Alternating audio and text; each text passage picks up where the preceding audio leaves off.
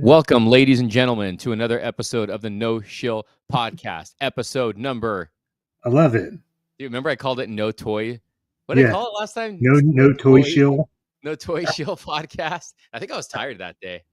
Let's see, guys. Welcome to another episode. We got Carlos here. We got me here, and I created this stream last minute, so I don't know how many people are gonna hop in right now. We got a few people in the. All right, Ghost Tab's in. Ghost Tav. So we got a few people in here. Oh, here we go. We got Dotson. We got Sculptor 3D Toys. What's going on? We got the usuals in here. We got Hugo Lopez, Mikey 1950. Like Vasquez said from Aliens. Like rock. What's up, guys? Like rock or let's rock? Let's rock. Yeah. Yeah, she goes, let's rock, and then she go with their freaking gun. We got Gerardo Casanova. Nice picture of your dog there. We got Stephen Carey. What's up? What's going on, everybody? Happy Saturday night, I think it is. It's Saturday night. Michael Venom Bite, what up? We got Venom Bite, and we got what was it? Are the tariffs halt? No. Those aren't made in China. Those are made right here in my bathroom. What else we got? We got CM Brock. All right, you made it for the stream tonight. Awesome. Yeah, those are freshly made here in the US of A in my bathroom. Oh my God. The Holiday and DVD guy, what's up, man? How's it going?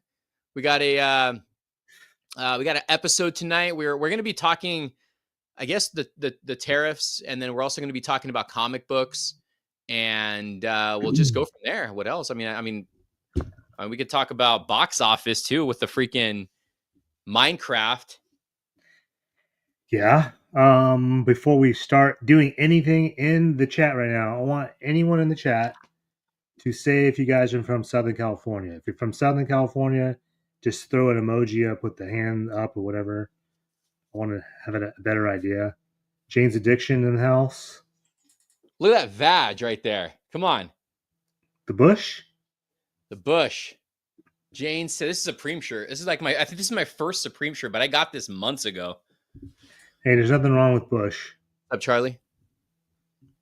It says close. I'm from New York. Yeah, it's pretty close, man. Drive down here. We got okay. South Cali here. We have IE. By the way, nice interview with Art T3. We got Mike IE right there. Okay. All right. We got anyone else from SoCal? Come on, guys. Let me know. Let's go. Today I met Najee Jeter today. Oh, I know. He's talking about the guy who does Spider-Man voice acting for the game. Chicago, SoCal. All right. So the reason why I'm asking about SoCal, because this podcast is sponsored by Toy Depot and Whittier. So if you guys go to Toy Depot and Whittier every Thursday and Friday, tell them no shill. They'll give you 10% off pretty much anything that you pick up. So that's why I was asking. So if you're Southern California, again, we go to Toy Depot, right? In Whittier. Is that correct? Whittier, California. We go there. Tell them no shill. Thursday and Fridays, they'll give you 10% off. So anyway, moving on with the podcast. Let's go. I should actually have them sponsor the jerk off figure when I start releasing that thing. I think you have to exclusive version. Yeah. I think I'm gonna make an exclusive Toy Depot version with glow in the dark goop. Let's see here. Tattoos aren't affecting Jazz Inks. U.S. customers are shipping. Dude, speaking of Jazz Ink, I got approved on the wait list for the Batman Forever Batmobile. I didn't know they were doing a Batmobile. Yeah, they announced that a while ago. I think people already have it, but I have 5 days to respond to it, so I don't know. Wait list you got as far it as what? Huh? Wait list as in what? To buy it? So you know how Hot Toys, when something goes up for pre-order, then it sells out, then you go onto the wait list. Oh, yeah. So I got approved on the wait list. Jerk Off Blacklight Special Edition. That's going to be the common edition. The Blacklight, that's going to be the first 50 people who order it get some of my personal samples, if you know what I mean. All right. Um, so no Shill and In and Out right now. There you go. You know what? Cheers to that right there. Cheers. Yeah, you know what? Let's I go. gotta get back. I gotta get back to Fresh and Monkey. I have their figures here. That they sent me. I want to do unboxings on them while I'm on the chat. So I'm hoping I haven't reached out to him. What's up, Cerrone Games? I think I say that right. Chicken jockey. All right, let's see here. Oh my Yeah, but that's the plan. That's the plan. I'm hoping to hope to get him on here. I will have a comic book guy on here. I don't know about next week, but I got to work out a schedule with the comic book guy from Fat Collectibles. So God. yes, there's going to be some more interviews coming soon. So stay tuned. Stay tuned. We're gonna have John, right? John John, on, yeah, John will be and on. then John will be on. and then we're gonna have this place called Video Hero on. They deal in physical media, so you guys like VHS, huh? But we're gonna have that guy on too. He's cool. And I don't care for. I don't really care for SH figure art, so I got to go with Marvel Legends on that one. I got to go with Marvel Legends.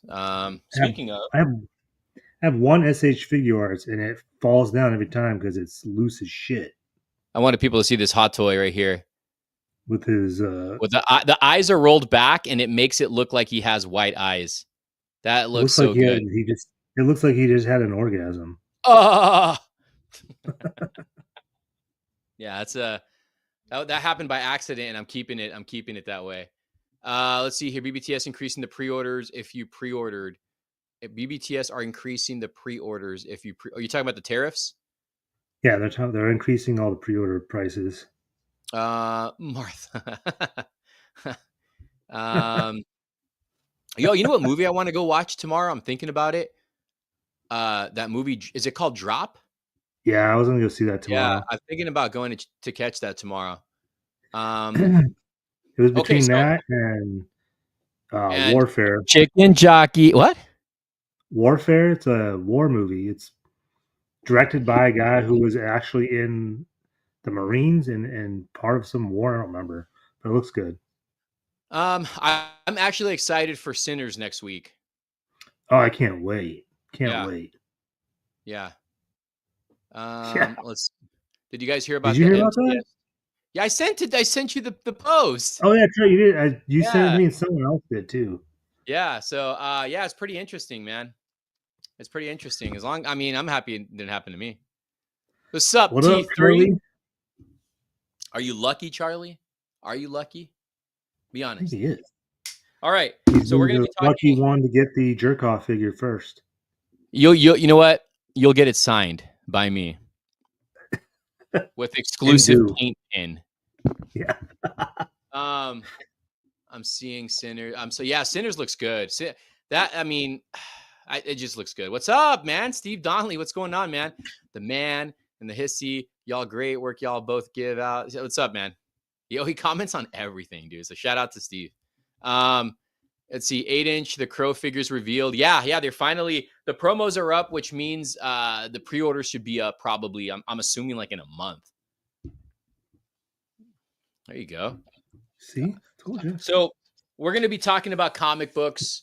Yes. We're going to be talking about tariffs. I mean, you want to talk about the tariffs right now just to get that out of the way? I mean, what is there really to talk about? Tariffs Yeah. suck. Okay. They So give them make an things more example expensive. on the Hot Toys. Give them an example on the Hot Toys. So, for example, if you were to buy a $280 hot toy, I'm trying to think, yeah, $280 hot toy, and with a China tariff at 145%, that makes that hot toy now 400 and did I tell you 409? I think it was 409 or $410.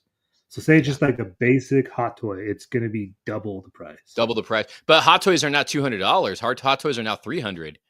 So you're talking Well, I about would just, 600 for plus. example, because I was Yeah. looking at one that said it was 290, and I'm like, oh, Well, it's still 300, but yeah, it'll But be so 400. far here in the U.S., it's the tariffs are on hold. Yeah, they are now. It, Yeah. it's just China who's not agreeing, I guess. But use the links, Big Bad Toy Store, Entertainment Earth down below. Come on, guys. If you want to pick up this guy right here, come on. Let me get him out for you. This bad boy right here. Look at this. Look at this. That's Michael Keaton right there. Dude, why don't you just bring out the Val Kilmer win? That would be better. Huh? Why don't you just show the Val Kilmer instead? He's there. He just You know what? he just passed away. That guy's not even hasn't even sold out, and he never did, which I'm really surprised. I hope they do a Black Panther suit though. That's the one, or the Panther suit. Sorry. That's the one I'm really hoping they freaking do. The only company who's done the Panther suit is Prime One Studio. Yeah. Bring out Val. You guys really want to see the Val Kilmer? I can bring him out if you guys want to see him. If you guys want to see the Val Kilmer, I'll bring it out.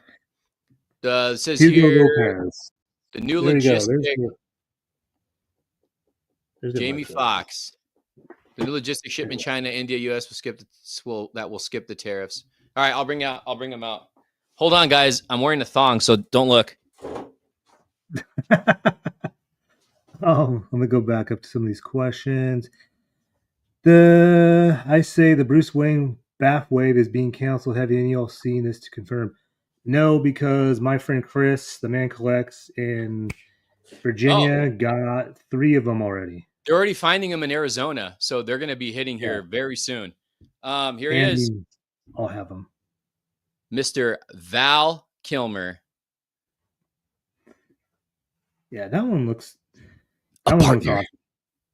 Yeah, it's just I think the only thing that I would say the weak point on this is just the articulation.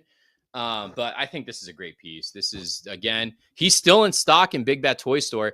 They got the colors on him very, very well done too. I don't know if you can see it with the lighting. Let me get some more light on him here, just so you guys can see that. This is really, really good. It's a hot toy that I think didn't get love. The likeness is really good though. So this is a slept on Hot Toys. I should probably add him. I'll put him right here with the Keatons. I will honor Val by obtaining the 95 Batmobile Jazz Inc. That thing looks so good. But one thing I didn't understand, why didn't they make the exhaust light up? I'm still amazing. I'm still amazing Hot Toys live action Batman figure. But yeah. So the tariffs is affecting. I know it's affecting certain people. I think I was watching the Major Wrestling podcast, and they were saying that it might affect a lot of the small companies that are coming out right now. Yeah, there's like a whole list of who it affects. But yeah, I guess that's small talk. I just wanted to bring it up, just talk about it a little bit. But as far as US goes, it's on hold right now, so it's not. That's why Nintendo held off on the Switch too, because dude, the prices on the Switch, man, and the video games themselves is pretty crazy. Yeah, who was going to pay $90 for a Switch game? I won't. I mean, we pay $60 for a Marvel Legend, so not me. I got it for $50. Okay. So we'll be talking to we'll be talking about comic books, and we can talk about other stuff throughout the stream. As you guys know, if you follow the channel long enough, you guys know I'm not just a toy collector. I'm not just a vinyl collector. I'm not just a poster collector. I'm not just a toy collector. I'm not just a sneaker collector. I'm not just a jerk off collector. I collect comic books, and I have been since I was a kid. When I got back into collecting comic books, the new 52 was just about to come out. And that's what got me more so into collecting comic books again. But I'm on a key issue hunt right now, so I got tons of books. These are actually new pickups today, some fresh ones here. So I'll show you. Look at this. Look at this cover right here. Look at this. Spider-Man. And then I got one for me and one for Carlos right here. The Amazing Spider-Man #1 wraparound. So we wanted to talk about comics, right? because comic book right now is on a decline as far as like key issues and everything. It's like right now is the time to buy, not in sync, but to buy comic books. Spider Jugs, Marvel Legends, Spider Jugs. So you want to talk a little bit about that, Carlos? Comic books are awesome. Um, yeah, Raph and I have been talking about key issues, and it's something that he's getting more into. Not saying I that I'm not. stopped. I Well, yeah, you stopped stopped. for a I while. stopped a long time ago Yeah. because I was thought like $4, $5 was getting too expensive for a comic book, but Well, most of it was ads. for new comics, yeah, but for back issues Yeah, and back key issues is issues, different. Back issues is a lot different. Yeah, we're starting to see the comic books uh, like from that's the a new pickup. '90s and 2000s that are, even the '80s and the '70s. They're starting to like get devalued in price. So this is the time to buy right now, and I have an opportunity to buy a run of Incredible Hulk for $150. That includes Incredible Hulk number 340. So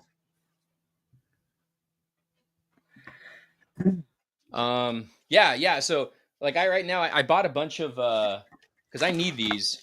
I think somebody asked me, I don't know if it was on a stream or on a live, but I bought a bunch of these top loaders so I can put my comic books in because I've been buying lots of key issues right now. And I've mentioned this before. If you guys are local to Southern California, definitely check out Fat Collectibles because they have great prices and a lot of key issues. So that's one recommendation I could give you guys if you're trying to get comic books. They got a great selection of back issues too. Says here, comics will never die, especially the golden. You know what?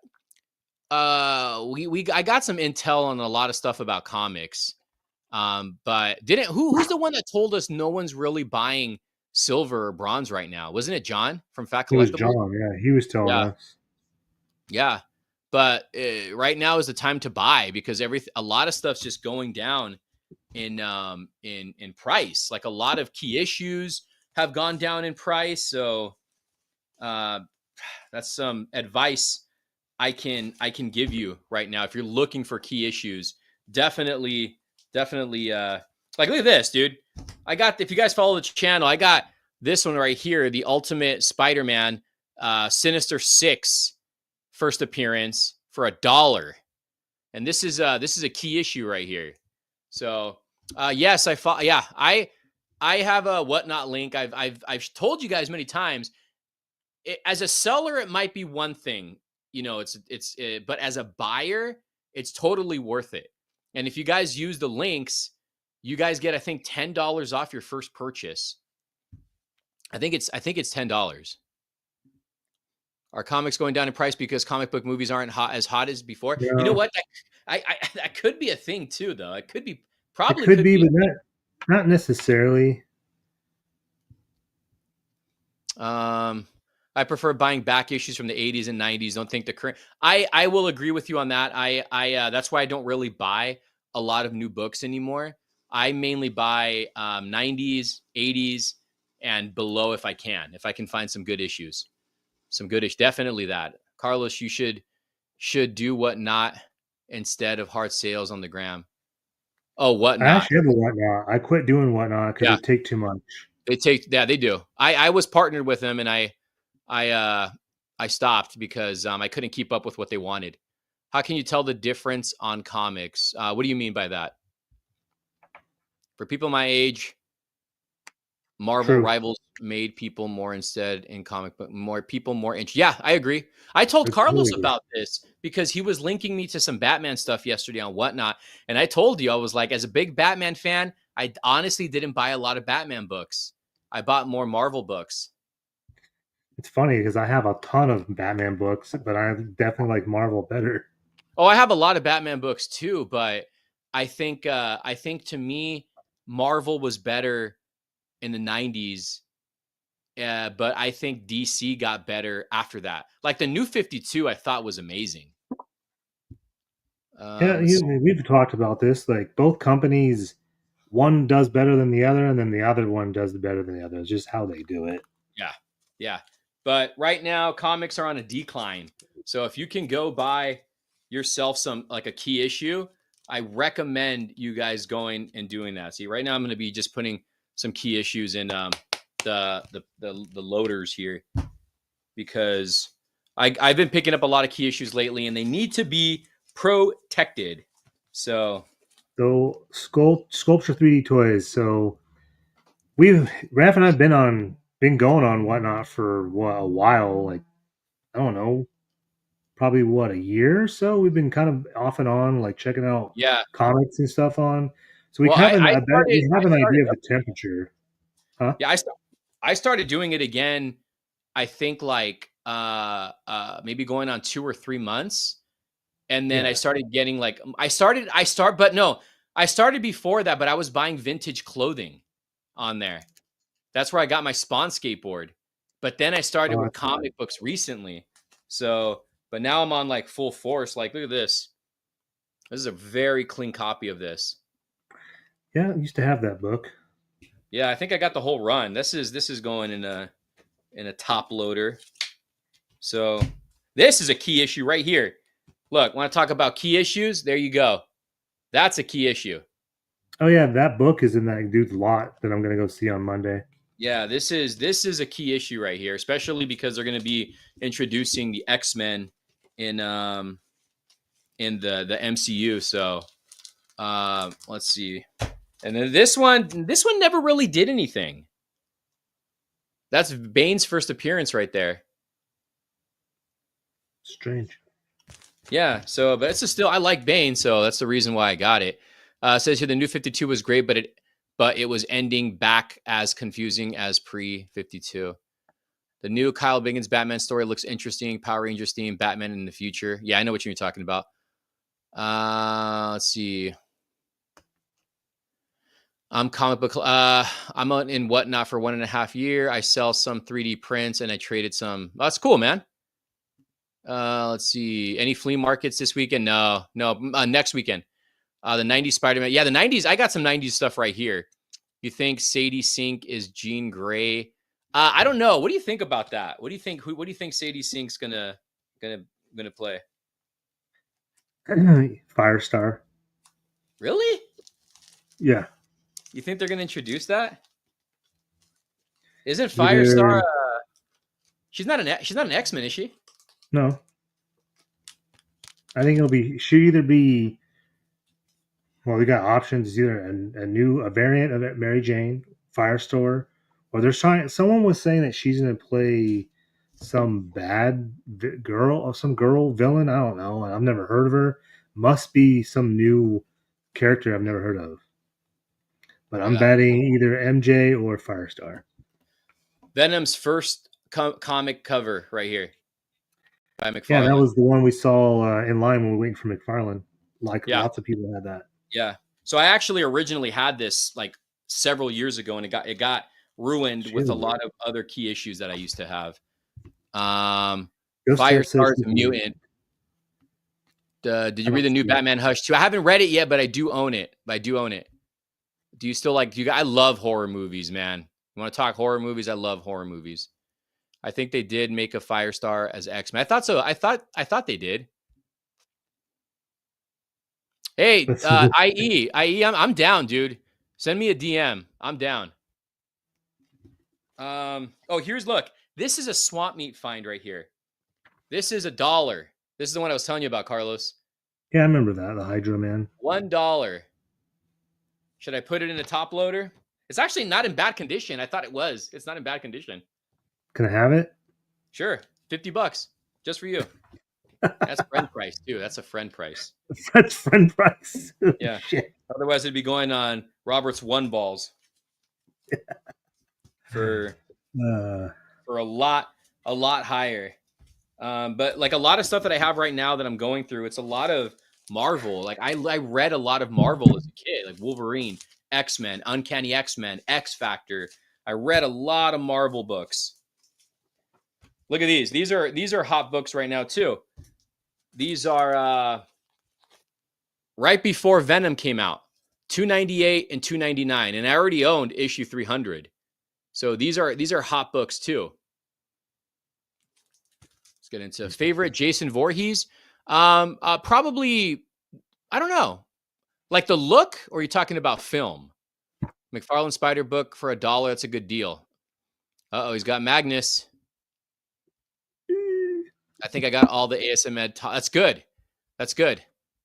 Most collectors don't read their comics. It's funny. True. You know what? I will agree with you on that. Most collectors don't read their comics. So I read my books. So I've mentioned this many times. The first time I got Gambit's first appearance was, I think, 10 years ago, if not 8 years ago. I got it the same year I got my first Venom appearance. Now, Carlos knows this one.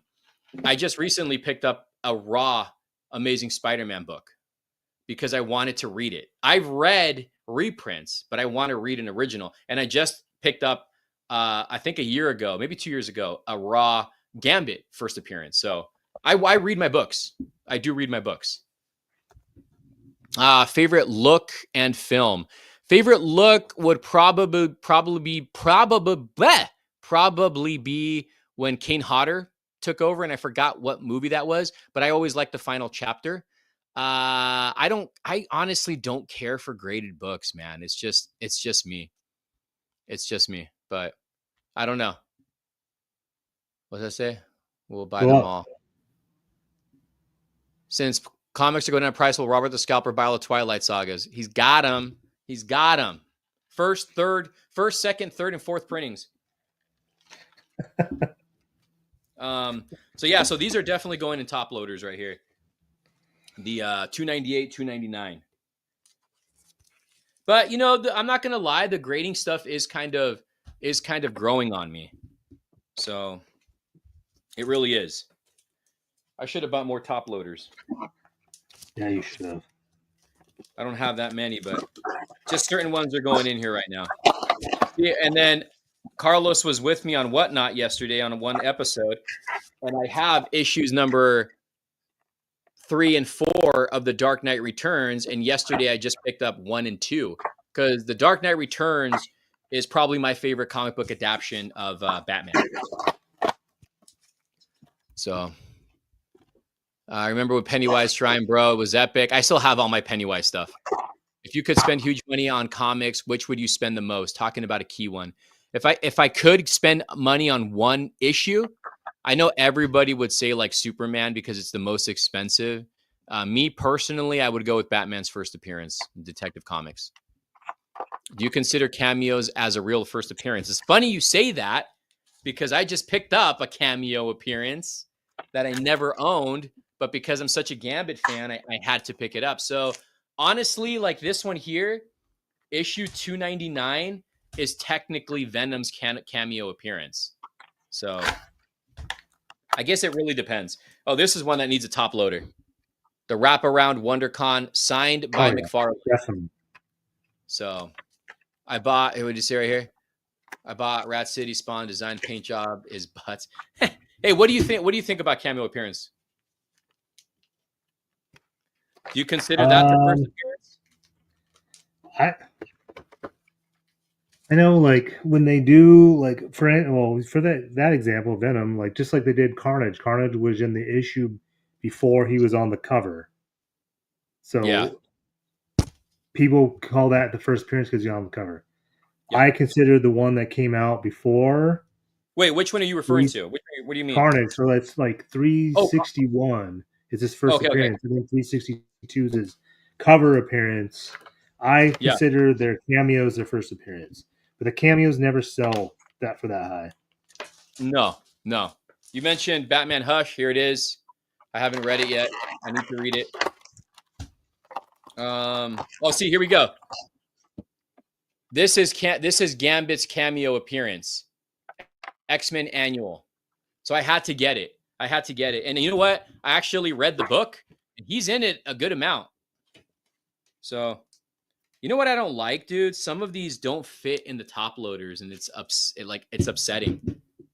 Why? Because the cards in the back are too big. Oh. And I don't want to take it out. Huh? Take it out. Oh, there it is, right there. It's going in. Pause. But wouldn't that ruin it if I keep it? No. I don't really know, honestly. Would you guys put this in a top loader with the back on it or no? I think most people just leave it the way you had it. Yeah. Do shadow silhouette counts? I don't know about all that. Where do you guys get all your comics? Everywhere. Yeah. How do you budget yourself while spending comics, toys? Okay, personally, I feel like comic books are easier than toys. I got two copies of Gambit's Cameo. Awesome, man. That's what she said. Yeah, I personally think toys are a little more pricier than comics. So, what do you think, Carlos? I agree, and I also think toys will hit a peak to where they'll start going down eventually. There's a good, Everything does. yeah. Everything goes down, everything goes back up. So it's just the name of the game. Yeah, dude. Some of these cards are just too big, bro. That's what she said. Look at that. Actually, she never told me that. Let's see. Let's see here. What else we got? Here's a key issue.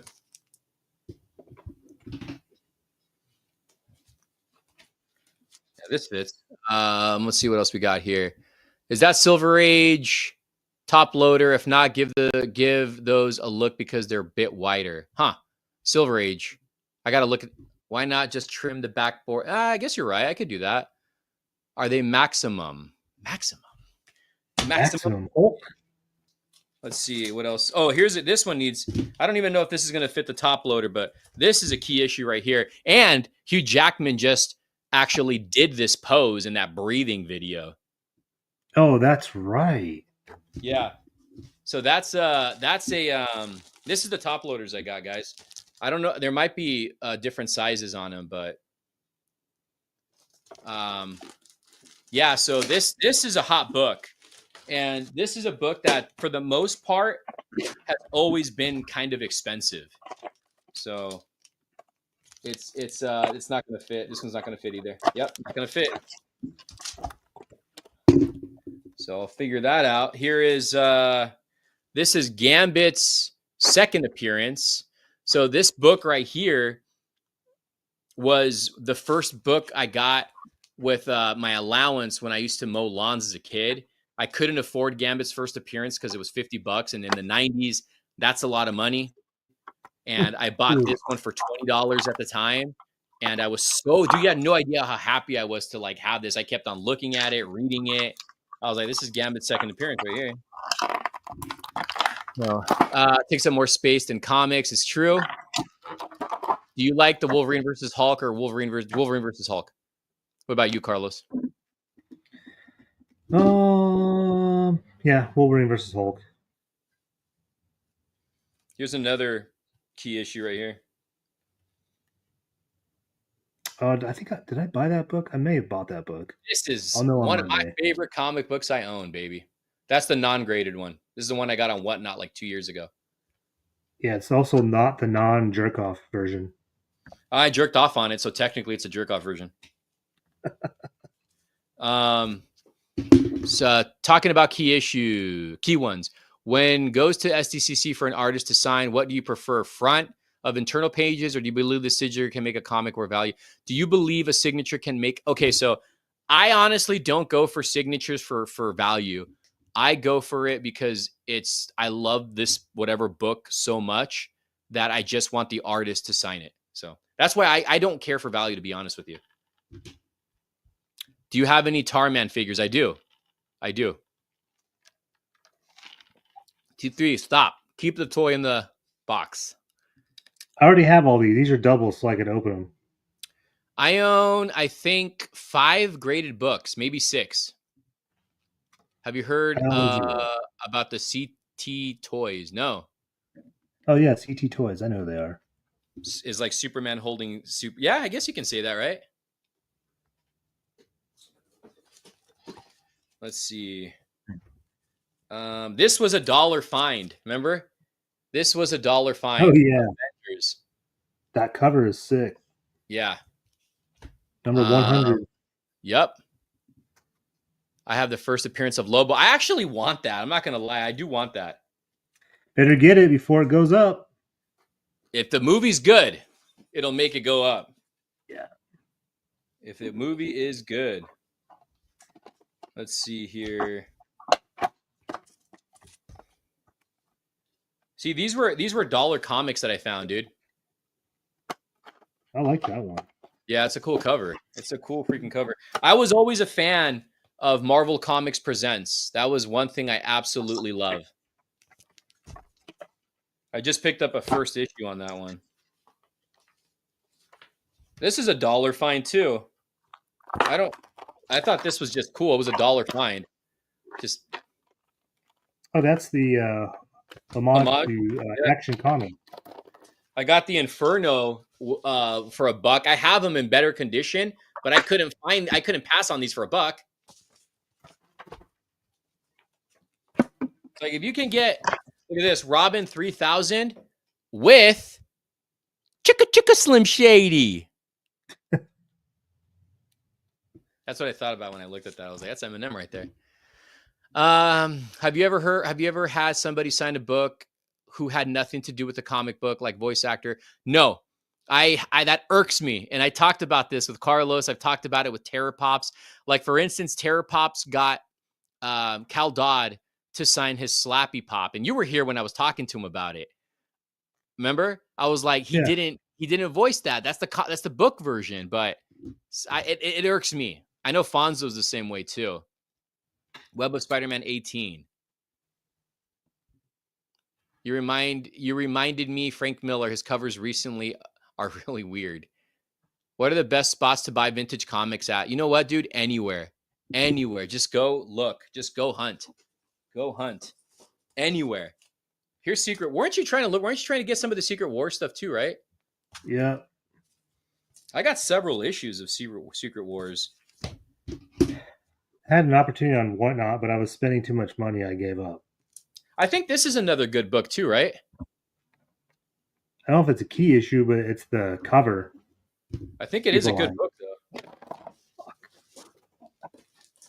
Let's see what else I got in this stack. Oh, this is the one that took me a while to hunt down. This is the 3 Corn issues and the back from Spawn. Oh yeah, and they connect together. That one took me a while to track down. This is a Venom look I always loved as a kid. That's not Sam Keith, is it? No, it's Manley. I don't know who did this one, but I like the Eric Larson one. Yeah, I like Eric Larson. There's a recent pickup right here. I think I'll put a top loader on this one. Oh, definitely. Come on now. Yep, this is one that I wish I would have had for to meet McFarlane, because I actually might have wanted him to sign this one. Yeah, this is a good book. And then here in Marvel Comics Presents, this is actually a recent pickup. This is the backstory of Weapon X. This is a good book too that I actually might get a top loader on. Yeah, why would you know? It's Gambit. Yeah. And more. See, this is actually no. Yeah, this is Eric Larson. This is Eric Larson. So these books used to go for money, right? This one too. But the market is going down on these books. So that's why I'm saying it's a good time to be buying. Here's the Marvel Comics Presents book 1 right there. I'm a fan of the Marvel Comics Presents. Let's see here. Have you been to Van Buren Swap Meet? No. Wait, Van Buren.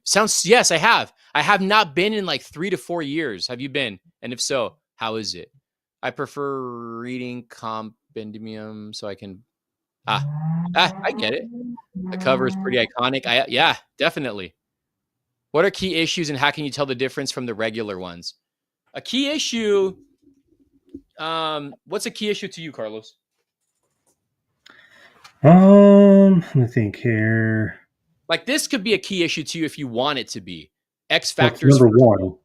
Yeah, it could be anything, but go for it, Carlos. What's your say key issue would be like first appearance? Amazing Spider-Man 362, which is the cover with Carnage on it. Key issue because it's a whole story arc Yeah, of this is a key Carnage. issue right here. Yeah, that one would be too. Some would be like issue number one of the first run of something. That would be a key issue. Like Spawn number one is a key issue because it's the first one. Maximum Carnage #1 can be a key issue. Yep. First appearances can be key issues. An event like Infinity Saga or Infinity War could be a key issue. Let's see. What else do I got in here? I definitely thought I had more key issues in here. I guess not. I don't know where the rest of my books are at.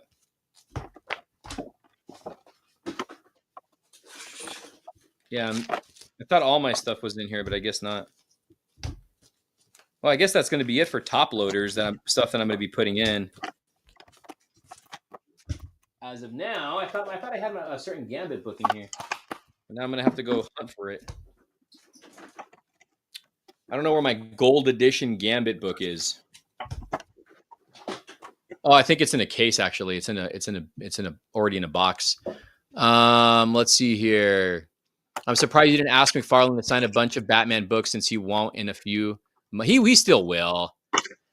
It's cool. I'm going tomorrow. Nice. It sucks. The book values depend on media and entertainment. Yeah, it's true. Key issues of first appearance, a major moment like Spider-Man getting his black suit or the death of Superman. Yeah. Key issues, a major event happens. I found a Hulk Mezco from Thor Ragnarok. Mezco, yeah.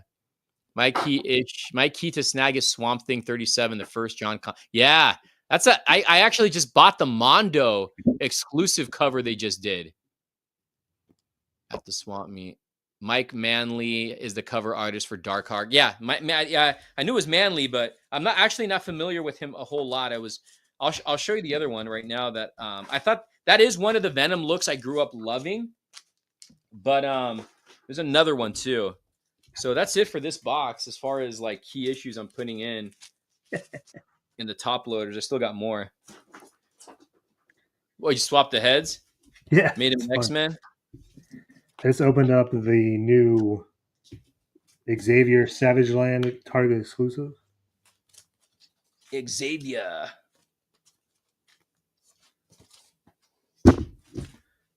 Target exclusive? That thing's already... Did it just come out? Well, it was on pre-order. It sold out, and then I found it like when the Monday after I came back from your house, and I came back home. I went to Target on Monday, and they had 6 of them, and that one. There you go. So I found it.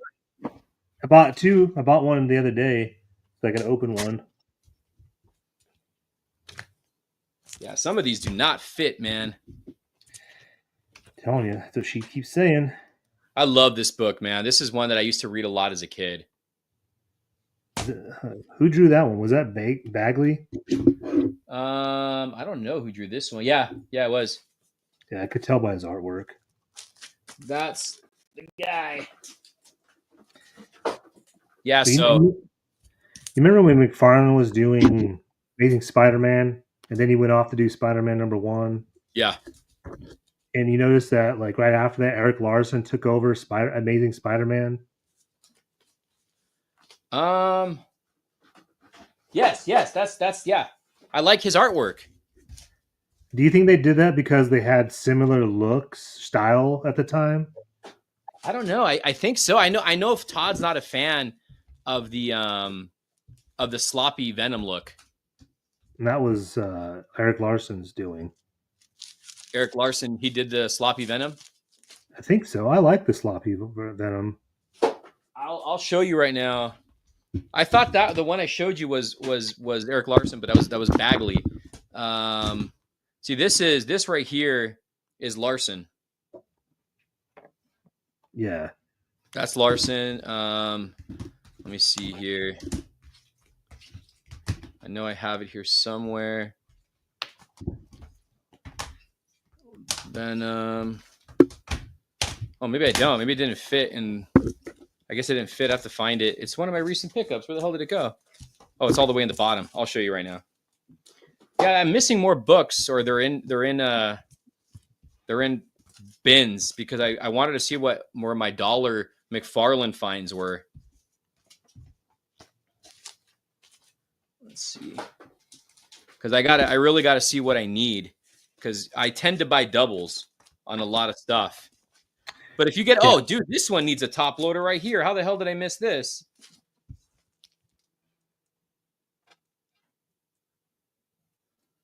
Oh yeah. How the hell did you miss that? Look at that. McFarlane right there, man. That's a cover right there. That is a cover. Let's see. Carlos, are you going to pick up any of the new Black series? Nope. I don't collect Star Wars anymore. Man, you were for a minute. Yeah, what I was getting more back into collecting. I was because I had Power of the Force and stuff, and I was like, yeah, I'll pick up Black Series. I had a ton, and then It I is just got Larson. rid of them. Yeah, I have that book. Yeah, it is Larson. This is the Venom I loved as a kid. And then Yeah. when he was in, I don't know who's the one who drew him in Marvel Comics Presents when Venom was fighting Wolverine, but that look was insane. I have that whole run. I have that whole run. So, and then these Thoughts are. of the new identity of the newest Venom. I haven't Oh read yeah, any of it. It's Mary did you hear Jane. who it is? Mary Yeah, Jane. I don't really care because I don't read it, but it seems interesting. I know a lot of people didn't like that. Of course. So at Book Off, they had the Wolverine Marvel Legend that everyone was going crazy for. Which one is that? On my video or what?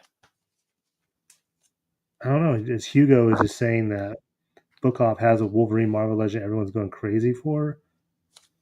Where'd you see this at? It's in the comments. No, I'm asking him. Oh. Oh, Where was that? Where was that spotted, Hugo? so the thing 94 says that artwork you were just asking about was Sam Keith. Okay, the Marvel Comics Presents. Yeah, that because it. Yeah, I was gonna say because you can tell his artwork because everything he did with the Max when he went to Image all looks the same. Oh, that's right. That's Yeah. right. Yeah, that's right. Remember they had the Max cartoon on MTV? I do remember that. I I used to think watch by the that. time I saw that, I was out of comic books though. By the time that actually aired. All right. So these top loaders definitely take space in the bins.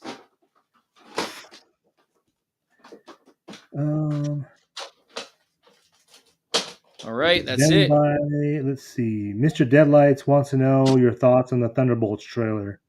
I actually thought it was pretty good, but I don't know. I don't know how I feel about it. We'll see. The Marvel. I've mentioned this before. Marvel has let me down, and I talked about this with Carlos. Apparently, Fantastic Four is going to go woke too, because I think from what I read and heard, that Sue Storm is going to be going into gender. What did I say? How did I worded it? She was going to go into gender something. I don't She was remember. going to research. She was going to research. I thought I took a photo of it. Let me see. So she confirms Fantastic Four First Steps explores gender politics with Sue Storm. So that's so they might add some woke stuff to this. I'm liking the Absolute Run. Yeah, I got to find my first appearances on those. Thanks for reminding me on that. I found Book Off. Book Off. Okay. Fantastic Four is going to suck. Pedro Pascal fell off bad. I'm actually excited tomorrow for Last of Us, though. Sinners and The Accountant 2 look good. The Accountant 2 definitely looks good. It's different. It looks different from the first film.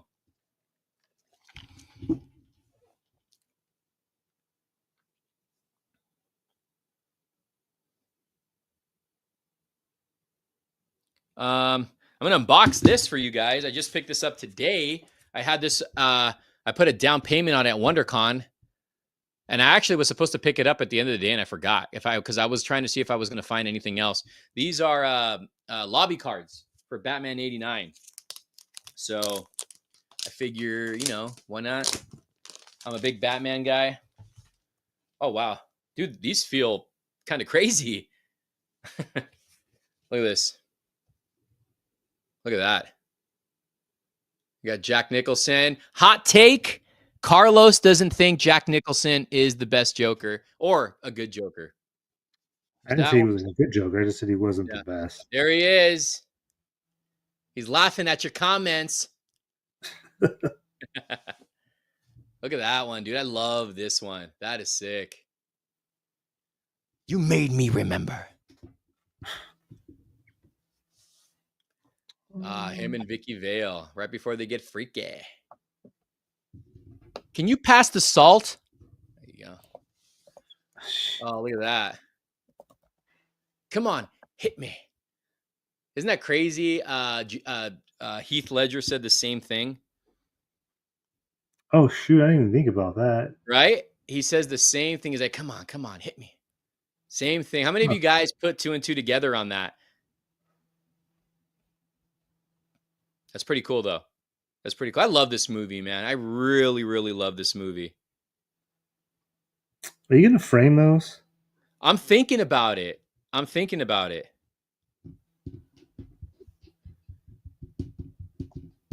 So there's right there.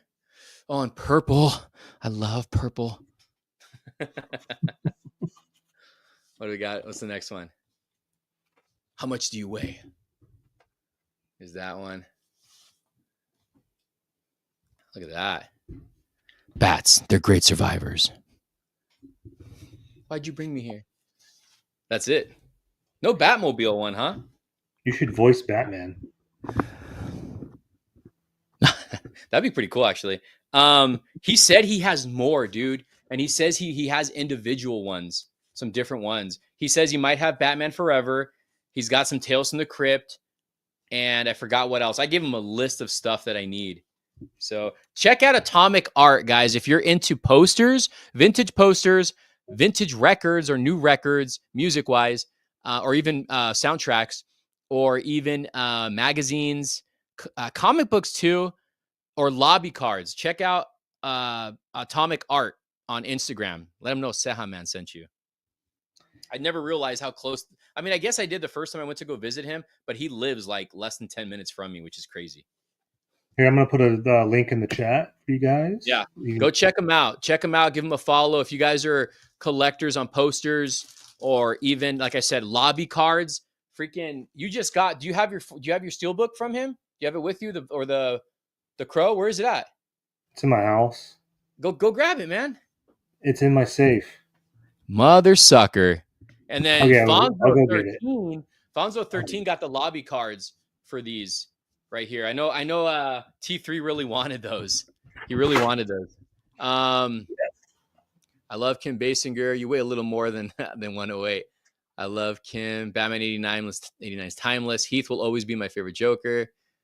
Let's see. Batman 89 is timeless. Current directors took more liberties and risk with the more current Batman films. Burton takes on Batman stands the test of time. I agree. Wish I could see Robin Williams as Joker. Yeah, isn't it crazy? I watch a lot of podcasts now, right? And I've been following Michael Bean's podcast. If you haven't checked it out, definitely check it out. Michael Bean is a character, man. If you guys don't know who Michael Bean is, he played Hicks in Aliens. He played Johnny Ringo in Tombstone. He was also in Terminator as John Connor's dad. He actually interviewed Eddie Furlong in his podcast, but he talked about how he was on the running to play Batman, which is pretty crazy. So, yeah. So these are 1989 lobby cards, man. Pretty cool. Pretty cool to have these. I'm a big Batman fan, so it only made sense, right, to get these.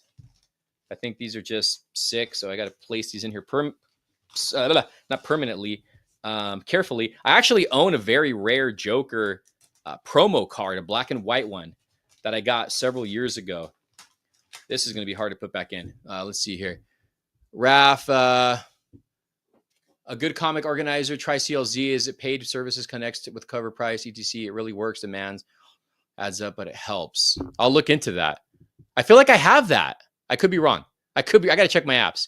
What do you think about the Maximum Marvel Legends wave? I'm not a big fan, to be honest with you. Your target's all to see how this. I haven't been hunting as much as I should be, so you guys would probably see more if I did more hunts. What other comics do you have in your safe? I have tons of comics. Tons of comics. I'm not. So I'll tell you guys something about me if you guys don't already know. I'm not a follower, okay? I don't follow trends. I don't copy what other people do. I collect what I like and what I want. That's how I work. Bullshit. I buy everything. Everything you see in here, if you're in this room, there's a variety of different things. It's more Batman related, but you got Batman, you got Spawn, you got TMNT, you got all Pennywise, you got RoboCop, you got Eminem, you got Korn, you got Dino Riders, you got a Mortal Kombat arcade, you got Freddy Krueger, Jason Voorhees, Pumpkinhead, Tales from the Crypt. Goosebumps. Yeah, went off on a tangent there. Eddie Apparently. Furlong, my favorite crow. Kyle Yeah. Reese, that's his name, Kyle Reese. I went blank there. We should rank all the Jokers right now in a stream. Do a tier list. We'll do that right now. I'm thinking about that. Oh yeah, do some. Because we see the glare of your screen and we can see Pornhub, little people. There you go. Who should play the Patterson's Joker? They already got him. So we want to talk about that? So this shout out to Atomic. He posted on Instagram. I got it for I think a pretty good deal. It's a limited edition 3-disc special edition in a wood box. This is wood, by the way. He's got a wood right now. Yeah, yeah, exactly what he said. This is from, I can't remember where this is from, Denmark. So it's a Denmark special edition. I'm in this rabbit hole of trying to get all the variations of this movie from different countries now. That includes Laserdisc, but it's I'm trying to think. Blu-ray disc, DVD, original soundtrack, CD, and then it has a bunch of like art and cards and stuff. So it's hard to see. There you go. But it's expensive, but it was worth all of the money. Do you want to say the price or no? I don't care. I paid $100. It's actually I don't feel like that's a bad price though, because there's like steel books. Your basic steel books right now are like $40, so it's not a bad price, and it comes with a lot of stuff. Yeah, and it's in a freaking wood box. Pretty sick. Now, are you going to open it? Hell no. Imports are never cheap. So he's a poser. He's not going to open it. Poser. I just opened all my toys in front of you guys. Well, not all my toys, but you know. Look. So, Fantastic Four movie that gender swapped the Silver Surfer for no reason is going to focus on gender roles. To be fair, there is a Fantastic Four female Silver Surfer. Yeah, her name is Frankie Ray. But they did start off with the female. But if it is true and it is gender, so what I heard is that she's gonna do whatever she's looking into, gender roles, whatever, blah blah blah. I also heard that the movie is heavily based on Sue Storm. So, well, you know what? You know why? I'll tell you why. Her son? Because a lot of the story is about Franklin Richards, and that's why Galactus is coming. That's yeah. It makes sense. Do you ever get FOMO from others? I get that popcorn buckets. Yeah. But see, the thing is that I don't really feed off of other people, to be honest with you. Like the popcorn buckets, I never got FOMO from anybody else getting them. I got FOMO if like they announced it or someone sent me a picture of a promo of it. I never got FOMO of somebody having something. It's pretty rare for me to get FOMO like that. Like I said, I like the stuff that I like. Brazzers? Hey, it's free. How's the NECA Holothon going? Anything you still want to pick up? I don't pay attention to anything unless I see it. Like I just picked this up, and it's not part of Holothon, but I love Return of the Living Dead. These really need a glow though. These are staying in the box. This is a gorgeous piece. Take it out. All right, hold on. Let me change my long lens. Not bad, T3. Let's see here. It's Nornan's Rad's wife. Lauren Rad, Silver Surfer. Julian McCollin should come back as Doom in a multiverse. I love the Silver Scar look on the. Well, okay, so they showed pictures of James. His name's James Madston. Is that his name? Marsden, yeah. And the guy who plays Magneto, I forgot his name. Sir Ian McKellen. Yeah. Do you think those are real? Because some people were saying they could be AI. No, it's real. I posted it on my Instagram. Because supposedly it's a drone shot. We're supposed to be getting Avengers versus X-Men in this film. Which would make sense. Supposedly. Only popcorn bucket I've ever bought is the Batman 89 edition. Oh, yeah.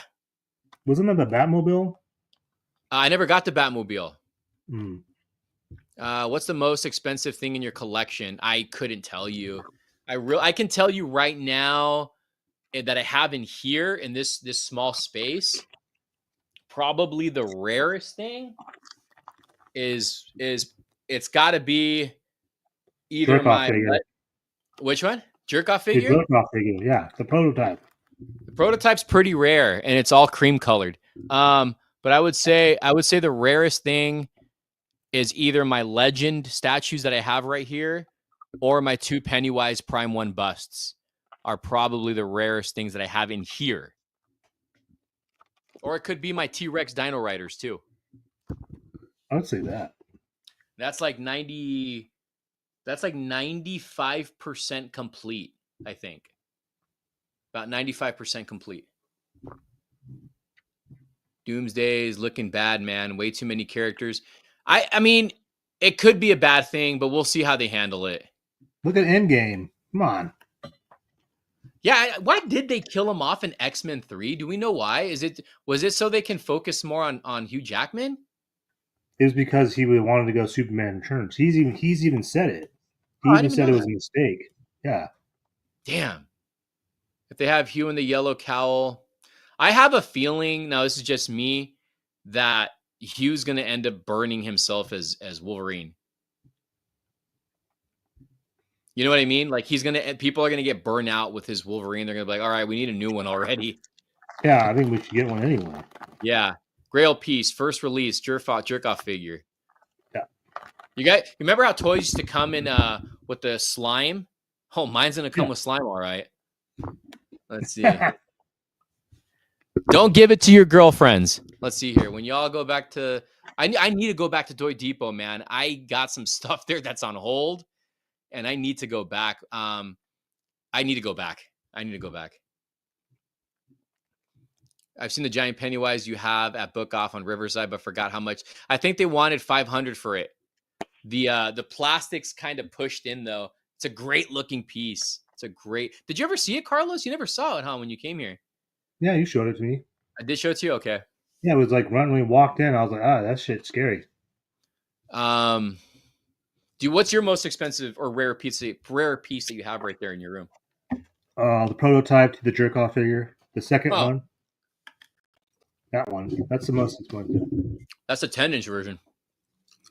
Hey, we weren't supposed to tell anyone that yet. I don't even know, honestly. Probably my Tobey Maguire Spider-Man from Toy Biz. That's your rarest piece that you have in there? I think so. I think one of the oldest things that actually I don't know. Probably that Spider-Man I have up there. That big giant size one. That's expensive. Oh, that's right. That's right.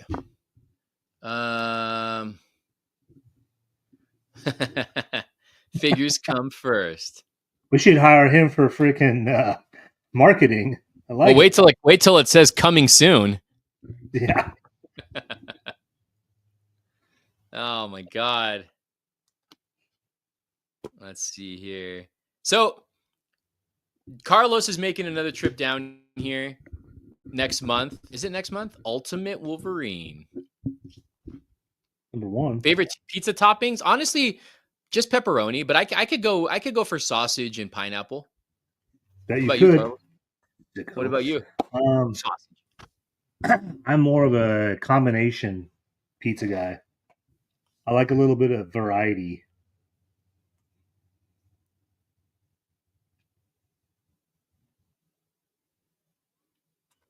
Hmm. Um, sorry, I'm distracted. Let's see here. Salami on pizza is underrated. Ugh, nah, I don't know about all that. That shit's pretty good. Supreme all day. I'm actually wearing Supreme. This is Supreme. I'm wearing Kevin Hart. That's what I'm wearing. Kevin Hart. Kevin Hart. Imagine when he becomes famous, he sues you for for making a shirt. It's funny. Yeah. I was wearing this shirt today, and people were asked like compliment. That's a cool Hulk shirt. I was like, oh, you can get it at Kevin Tran _ art at Instagram. They're like, what? I was like, yeah, look us Imagine they up. message him. We want that shirt that we saw some guy wearing. He's like, oh, I don't have that. You can just say it's us. Pepperoni, bacon. Well, actually, I'm not gonna lie. I have had pizza with bacon in it. The only thing I'm wearing is sock. Oh, Yeah, I don't hello. even. I don't even want to know where the sock is even on. Jerk off figure sock version coming soon. Oh, that could be a variant. No, we're actually gonna be coming out with accessories, and that's gonna. There's a sock that you guys can wear if you want. Lenny's Pizza Saturday Night Fever. We have all strut to BG's before. Don't kid yourself. What do you think of this Uh, cover? That's a cool cover. What is that? It's a new book, huh? Ultimate number 5. I'm like way behind. They're up to like issue 15. um, I want to go to New York. I've never been. That's definitely a place I want to go. If Carlos and me can get a press pass there, we should think about that, man. Heading over there. Let's go. Let's not say it. Let's just do it. Yeah, I'm definitely down to go to New York. Let's see here. And your opinions, I've been going to SDCC for about 6 years and felt kind of bored with it last year. I'm not going to disagree with you on that. Going again this year, what's the best way to make it more enjoyable? I've gone to Comic-Con by myself and I've still enjoyed it. How do I say it? Like I would say it also, I mean, one, it depends on the people that you bring because that can make a big difference. If you have someone like fun people around you, that will make the more enjoyment, you'll get more enjoyment out of it. Also, socialize more, socialize with some of the sellers, socialize with some of the companies. You'll have good conversation. You have good conversation with people. I would say socialize. Socializing is a lot of fun. I mean, as you guys can tell, I'm a talker. So True. yeah, shut up, Carlos. I'm talking. These So, are these are like I was facts. saying, yeah, just do that. I mean, I don't know how old you are. I'll have like a little drink before I go in too. That's a good cover. Yeah. Do you know what my name is reference to? Mr. Deadlights. Yes, Pennywise the Clown. What's your favorite autograph in your collection? Not gonna lie, it's the McFarlane Laserdisc because that was the first time I met him. My other one that's probably head to head with it is my Korn Hit Parader magazine that I got in 1999 and my Korn Issues album signed. I've met the band twice. I got their greatest hit signed. I lost that. I don't have that anymore. How do you lose that? Years, dude. The years of oh no, I think that was part of the stuff my uncle threw away. Oh, jeez. Yeah. I wanted to meet Nick Castle and Robert England one day. Yeah, that's it. That's true. After meeting Cal Dodd and how cool that guy was, and certain actors are getting up there in age, definitely recommend meeting some of these people. I mean, even if Tom Savini's kind of a jerk, I'm a huge Savini fan. I still go up and talk to him. I'm gonna if he's at Monster Palooza, I'm gonna go meet him again and be drunk. I think I spent too much time going to panels. I'm 42, by the way. Times at SDCC when my brother and I separate to catch different exclusives. Okay, one thing I did differently this year at WonderCon. Usually when I go, I spend more time recording and getting exclusives, right? I went this year. We went to panels. We got some autographs, but I also went and socialized, and I had so much fun doing that. So I think I did it. I did it the same time last year when I went with Robert, and that was one of the best conventions I've ever been to. Um, Also, I was going through a rough time in my life, and Robert honestly made everything better. Fonzo 13 was there too, but yeah, do that. This go one of these days and enjoy yourself. Just go and enjoy, walk around, socialize. That's the best thing I can tell you. What about you, Carlos? Do you have any advice? Yeah, I mean, I think going to cons, like you said, going to any con doesn't matter if it's Toy Con or Shoe Con, anything.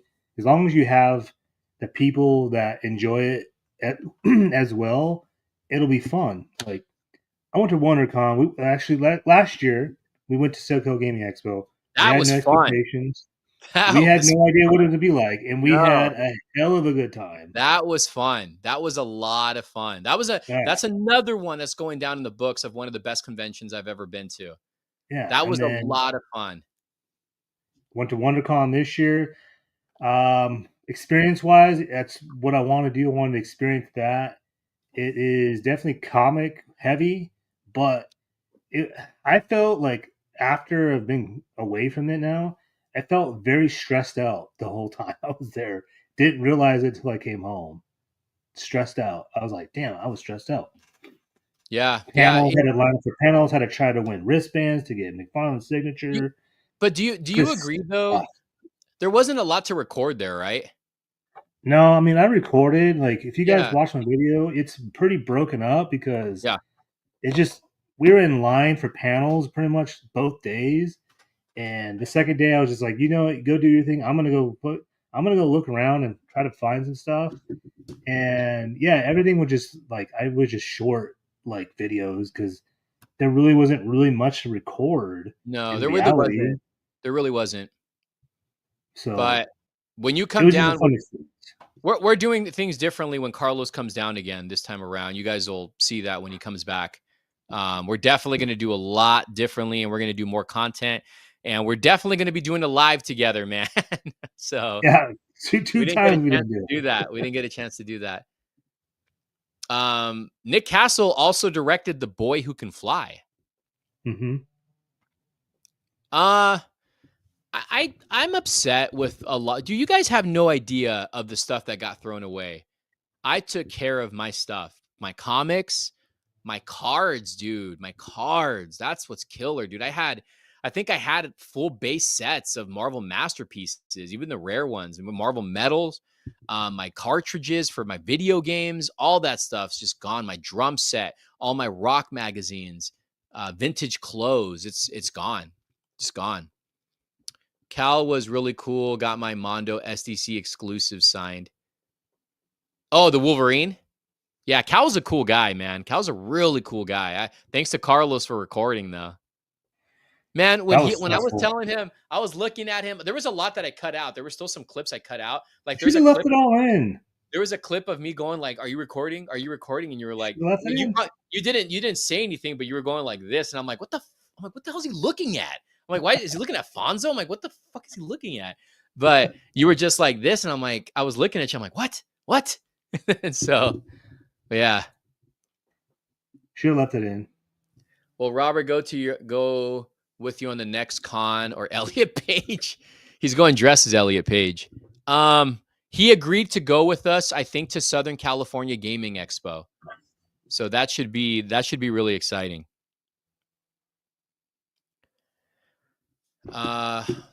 Thanks. I think the SDC is general overwhelming. I think I'm just going to go with no plan and socialize.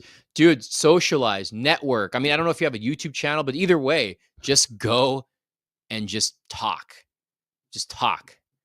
Carlos's first times this year, and I'm preparing him. It's going to be hell. It's going to be hell. You cannot walk in that place. I live in hell, so it's okay. Yeah, Brad Dwarf still does conventions.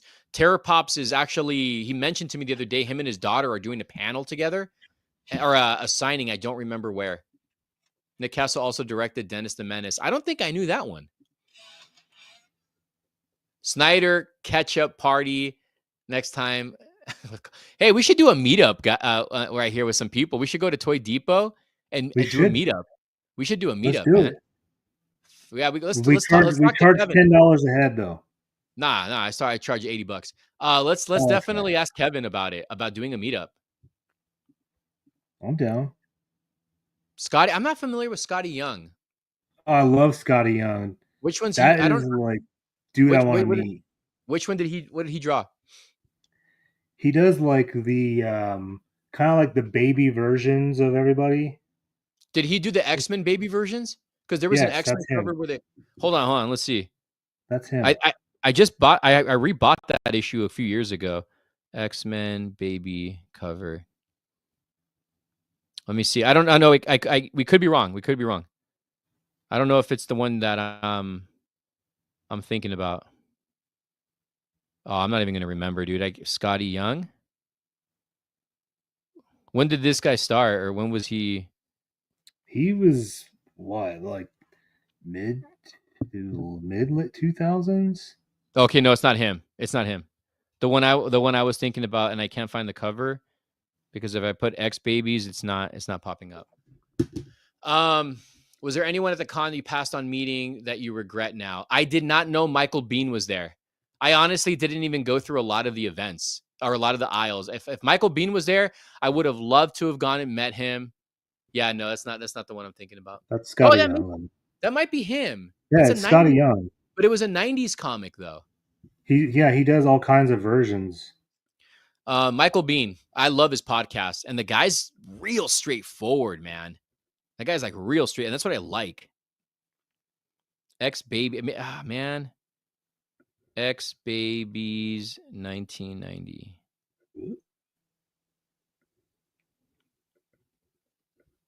Where is it? Okay, so this isn't the. Oh, here it is. Here it is. Maybe this isn't him. Is this him? This is the book I own. I don't know if that I is. don't know if that's him.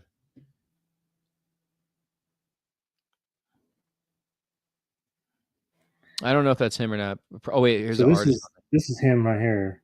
No, I don't know if that's him. Captain America. Yeah, I'm familiar. I'm familiar with his work now. But when you show me those pictures, but I don't think this is him though. Oh, was there anybody you missed out that you wanted to meet, or you didn't get any autographs? But was there anybody? Well, I got McFarlane's. That was what. Yeah, I missed out on Jim Lee. That's who I wanted. Well, you were in line too. Yeah, dude. Okay, so I want to say something about the whole like, because you were like texting me like there's like a holdover line or whatever, and I was like, what? So when I went over there Stand by to line. meet up with you, they're like, oh, you can win and you can basically do the same thing I did in the morning. It was a wristband thing. I was like, okay. And so here's Raf in this line, and I'm like way back here on this other line, and we're starting to catch up, and then he keeps going forward, and we got caught up almost, and then he gets to go in line and get his autograph from McFarlane and Jim Lee. And I was really hoping that by the time I was able to hit that button, if I didn't win, I would be able to go there with my comic and hand it to him. And he was already getting his shit signed. And I was like, damn it. Scotty ain't young. Yeah, he's like Man's been in the 47. game forever. I wonder if that is him then. Let's Yeah, see I'm going to show you here. another piece he's done. Do you guys have the same problems to find a way to trade collectibles instead of trying to sell it? I try to trade. It's not easy, but I try to trade. What about you, Carlos? I'll do both.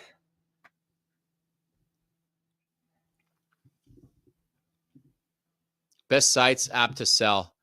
I do offer up. I know Carlos does Encore. Yeah, I do Encore. I don't do Whatnot.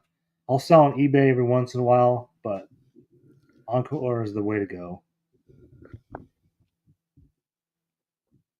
My favorite place to buy, if you're talking online, I go eBay still, but I do like OfferUp and I do like Whatnot. I do like Whatnot.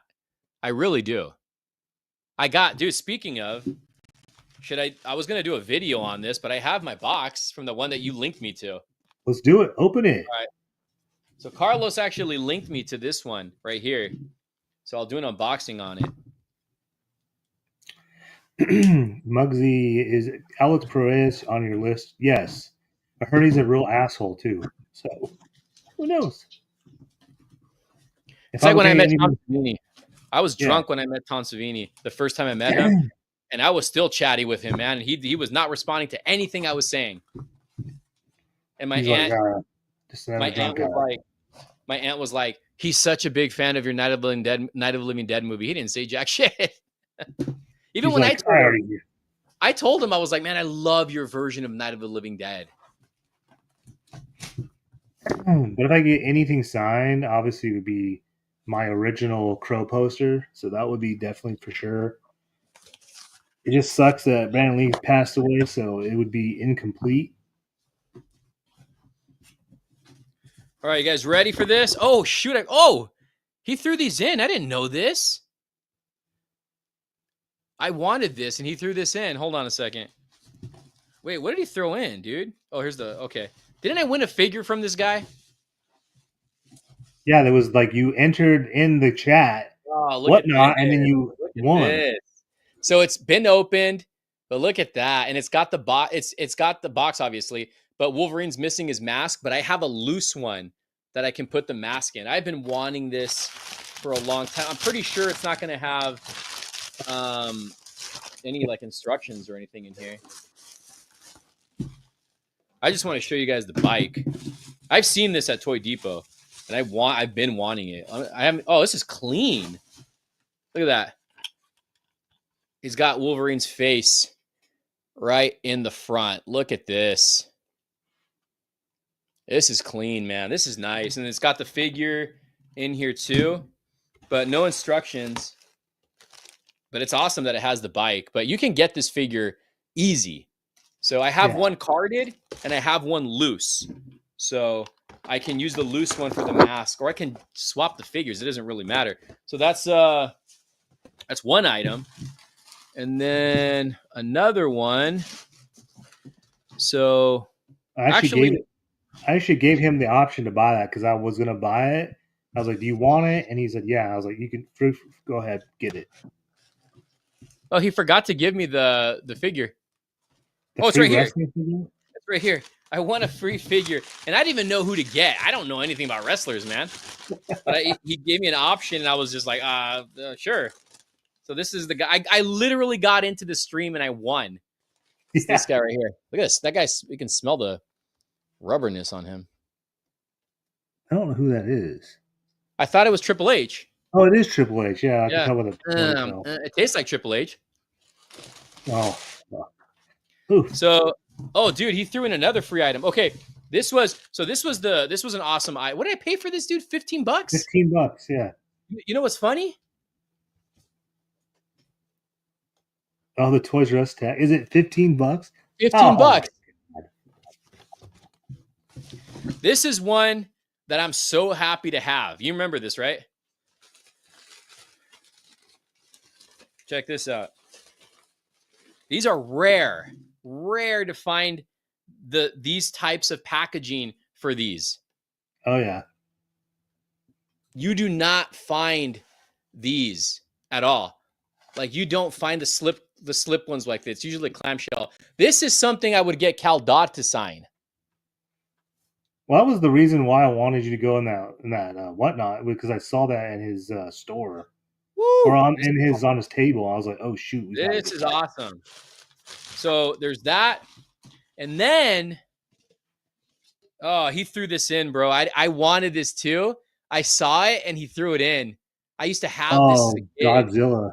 Oh, it's Jurassic Park. That's Jurassic Park. Dude, I had this as a kid. Ah! And now he broke it. Now it's broken. But check this out. A little Alicia Silverstone, huh? As if. Uncle Al. Look at that. Uncle Al. Look at that right there. And then we got, right here. I want a car. Chicks dig the car. Look at that. McFarlane needs to make a Redbird. So these ones are Taco Bell. I remember oh, wait, what the heck? Dude, he gave me another one. Oh, one's mine now. Yeah, you want one? Hell yeah. Oh yeah, all right, cool. And then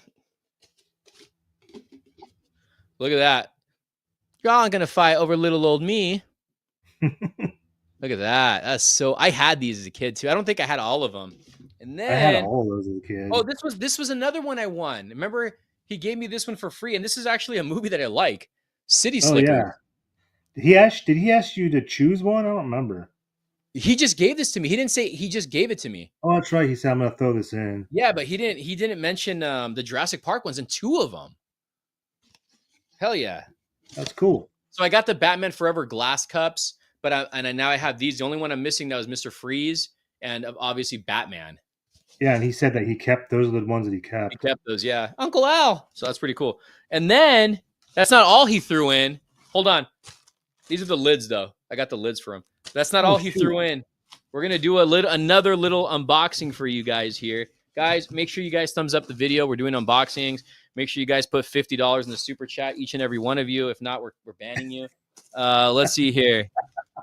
Oh, here it is. Here it is. Here it is. Check this out, guys. Check this out. I think I already have this full wave of these. Look. Oh yeah. That's Should I cool. open I'm it? glad. That's awesome. Should I open it? Keep it packaged. Really? You don't have one packaged, do you? No, I don't. Yeah, Actually, I that was, don't even think the Batman Returned ones I have were like this. I think I have the other packaged ones that were like wrapped, like foil I wrapped, don't if you remember will. them ever being foil wrapped. The Batman 89s, I've bought a full sealed box of these. Yeah, those are wax packs. Yeah, I'm gonna keep it here. I'm gonna put this on display. All right, Yeah, dude, I wouldn't open it. that's awesome, dude. I'm not gonna lie. I'm actually happy. I love these cups. Dude, this is pure nostalgia right here. I'm I excited for remember this those more, cups. bro. I got two. That's awesome. I got two of them. Well, Yeah, now you you better have give me one. that Captain Planet freaking DVD. Otherwise, these comics are mine. Your figures back here are mine, and then this cup's mine. What are you talking about? I just dropped my freaking lobby cards. I'm so pissed. I have no idea what you're talking about. Captain Planet? Captain Planet, he's a hero. There he is. What? This? Ah. See what we This got here. this unsealed box I just opened? That's awesome. Let's see. What do you think of Peter Dinklage playing Toxic Avenger? I'm excited for it, man. If you haven't seen the freaking movies, you know what you're expecting. I had that Wolverine bike as a kid. That's dope. I love that's why I love vintage so much, is the artwork. Zack Snyder doesn't count. Oh, because You I'm white. guys, inbox or not collectibles? It depends for me. If it's vintage, I like to keep it in box. I I like am to keep it in both box. now. Yeah, you were never an out of box collector when I first met you. Now I've been buying doubles so I can open them. Ernie Hudson's going to be at Comic Con Revolution, and so is Brandon Routh. Oh, Routh or Ruth? bitch. Yeah, he's I going to might be have to down send here. you something. I was going to say, if you need something signed, let me know, because I'm thinking about getting some signed. Go Yeah, Muggsy. where the hell is it? Fright It's going to Rag be Cup. the car. I have some of the Fright Rag cards. Kind of creepy. Alfred knew her body measurements. I took the liberty of measuring your tits and ass while you were sleeping. I'm gonna send down my packaged his car from the Crow. Dude, I thought you were going to say I'm going to send down my package. All right. That's going to be a small envelope. Let's see here. Alfred on Batman Forever. Why did you adopt a 25-year-old Chris? It's true. It's true. The 28-year-old son has nowhere to go. Put my comic. What up, fellas? What's up, Logan? You're late, man. You missed a lot. Yeah, you missed when he was jerking off at the beginning, and it's a lot. That was only like 2 seconds. That was the first 2 seconds. Yeah. Dude, I'm actually glad I unboxed this, man. That's pretty sick. I'm actually really happy with this. I got to thank Carlos on that, though. He's the one who linked me. Yeah, I'll link him to a lot of things, and yeah. I linked him to a great deal on Batman 423, and he denied it. Small package fragile. I'm okay. I'm gonna ban you now. Now I'm gonna ban you. No, I was kidding. ban you. Yeah, dude. I kind of want to get these framed, man. At least some of them or a couple of Why them. would you? No, get Yeah. them all framed. One. I could. I mean, they're not really that spacious. Like they won't take up a lot of space. So I didn't realize they're so big. Were these? Is this the size of the Crow ones too? Hmm. Damn, dude. Oh, I can't believe you missed out on those. Yeah, I wonder why. I know. I know. Who's your Gatekeeper. Who's your tailor? I took the liberty, sir. Looks the cod piece. He's like, R. What that stand for? Raphael. Let's see. Do you regret or do you even get mad? No, I don't get mad. There was okay. So I remember it was when I got my second version of my raw version of Gambit. So do you okay? What not changed at that time? Their way to bid. It was swipe before you just tap it. There was freaking 2 or 3 Spawn homage covers I could have won, and I'm like, why isn't this working? And it was slide. Oh yeah, yeah, I remember that. Yeah, so that was the only time. Other than that, nah. What about you? Yeah, just recently on Monday when I was in the parking lot buying X-Men books, there was a bunch of key issues that I was about to win, and some dude at the 2 seconds, or maybe it was 30 seconds, wait, swiped a freaking comic for me, and I was so pissed. I was like, fuck. But oh well, whatever. Now I'm having an opportunity to buy it in a whole run for cheaper, so even better. What comic? What is this, Carlos? What jerk off comic book person would you like to meet? Who would I like to meet comic book wise? Well, I was pretty close to Jim Lee, so he's on my list. Definitely wouldn't mind. I'd like to meet Scotty Young, but a lot of the comic book artists that I like have all passed away. Wait, where's So, your comic book? Where's your Spider-Man comic book? which one? The one you got signed? It's over there, Hmm. way over there. All my stuff's hung up already, signed right here, except for my Cal Dodd. I just got to find a place for that. Does your wife like your collection? No. Do you like? I haven't read the Batman Obsolete yet, and I bought a regular version so I can read it. Dick Grayson. R stands for. I would love to meet Jason Fabouk. He is a recent DC artist. You know who I would have really liked to have met is Michael Turner.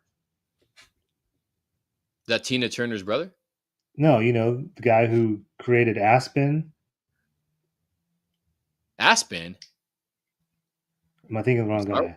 Star Wars? Ascension. He did Ascension for Image. He passed away from cancer. Oh, wait, James. Yeah, yeah.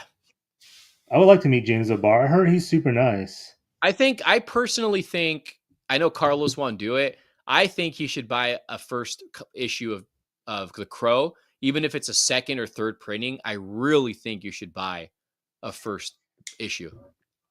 Yeah, I want one, but I want a first edition. I don't want a second or third. As a placeholder, being such a Crow fan that you are, personally, I think you should get every printing there is. But that's that. I think you should start with whatever you can get and then work your way from there. Yeah, but you see all those freaking prices at WonderCon, even for a third print, was still expensive. I'm like, They'll work with Jesus, you, dude. They'll work with you. Trust me. They'll work with you. eventually. Whatnot can be dangerous. Yes, you can also be Yeah, on it for hours. yeah, that was what happened Monday. I spent too much money. Carlos, here you go. That's for you, buddy. Do I like the Crow movie? No. Here we go. Here we go. Here we go. Fonzo13 is in the chat, baby. Fonzo, are you going to Comic Con Revolution or Monster Palooza? Just got the Crow German Blu-ray box set for $25. I don't know which one that one is. And are you going to go to SoCal Gaming Expo with us? Witchblade issue 1 is a Turner. I There think you I know go. which one that one is. I wish I could I would have met George Perez. You know what? Yes. I would have loved to have met George Perez. Seemed like a great guy. He did some Civil War covers. I think I have some Civil War covers.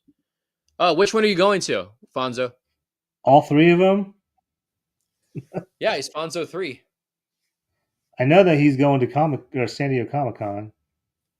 That's right. We're going that one too. Met Jack Wait, is Kirby that? as a kid. I thought he was Fonzo 14. Well, what's the 14 for? I don't know. Robert always says Fonzo 14. I forgot. I don't remember why he said that. Did you show him the car? The new recent pickup?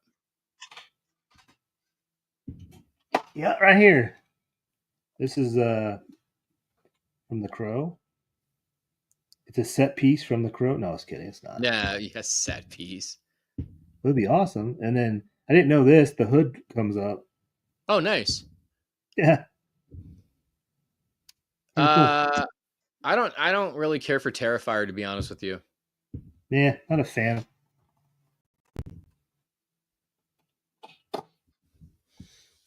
Um, what was I gonna say? Oh yeah, you mentioned Dolph Lundgren's gonna be an hour from Yeah. you. Are you gonna get that poster signed or not? He's going to be at San Jose Galaxy Con or something like that. Someone, I think I mentioned it in my Toy Hunt video that dropped yesterday. God damn it.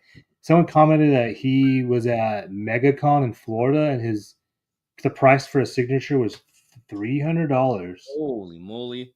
And I was like, I don't know if I want to spend $300, but I might. He's an icon. I mean, Yeah, I mean, dude, I've had that poster since the freaking '90s. I've had it and since forever. he's up there in age too, man. What is he like in his 60s? I thought he was 70, but I could be wrong. Yeah, you're He right. I might. think he's in his 60s. He Have you met is Adam the Woo? 67.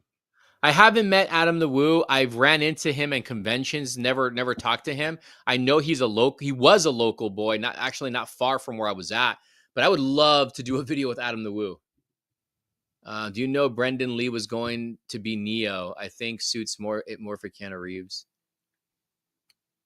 That was Will Smith, actually. Yeah, I think Brandon Lee was going to be in the movie Speed, right? Yep. Yeah, that was Will 1994. Smith. I would love to see Brandon Lee's version of "Whoa, whoa, Do whoa." you think that Yeah, was scripted, or do you think that was just Keanu Reeves? even if it was Keanu Reeves, he did it his way. Yeah, and he does all this stuff You're, his own way. you ever see that meme where it says Keanu Reeves turned down Marvel for millions of dollars, but did a SpongeBob cameo? Oh yeah, That's so funny, man. That is so funny. Oh yeah, we read that one already. Yeah, that's pretty damn funny. In my opinion, Funko Pops look the best for autographs. Yeah, yeah, I that's true. actually I met up with Terror Pops a few days ago, and I gave him his Slappy Pop that I got signed, and I like how organized he is with his pop, the signatures and everything, and how he uses different highlighter colors.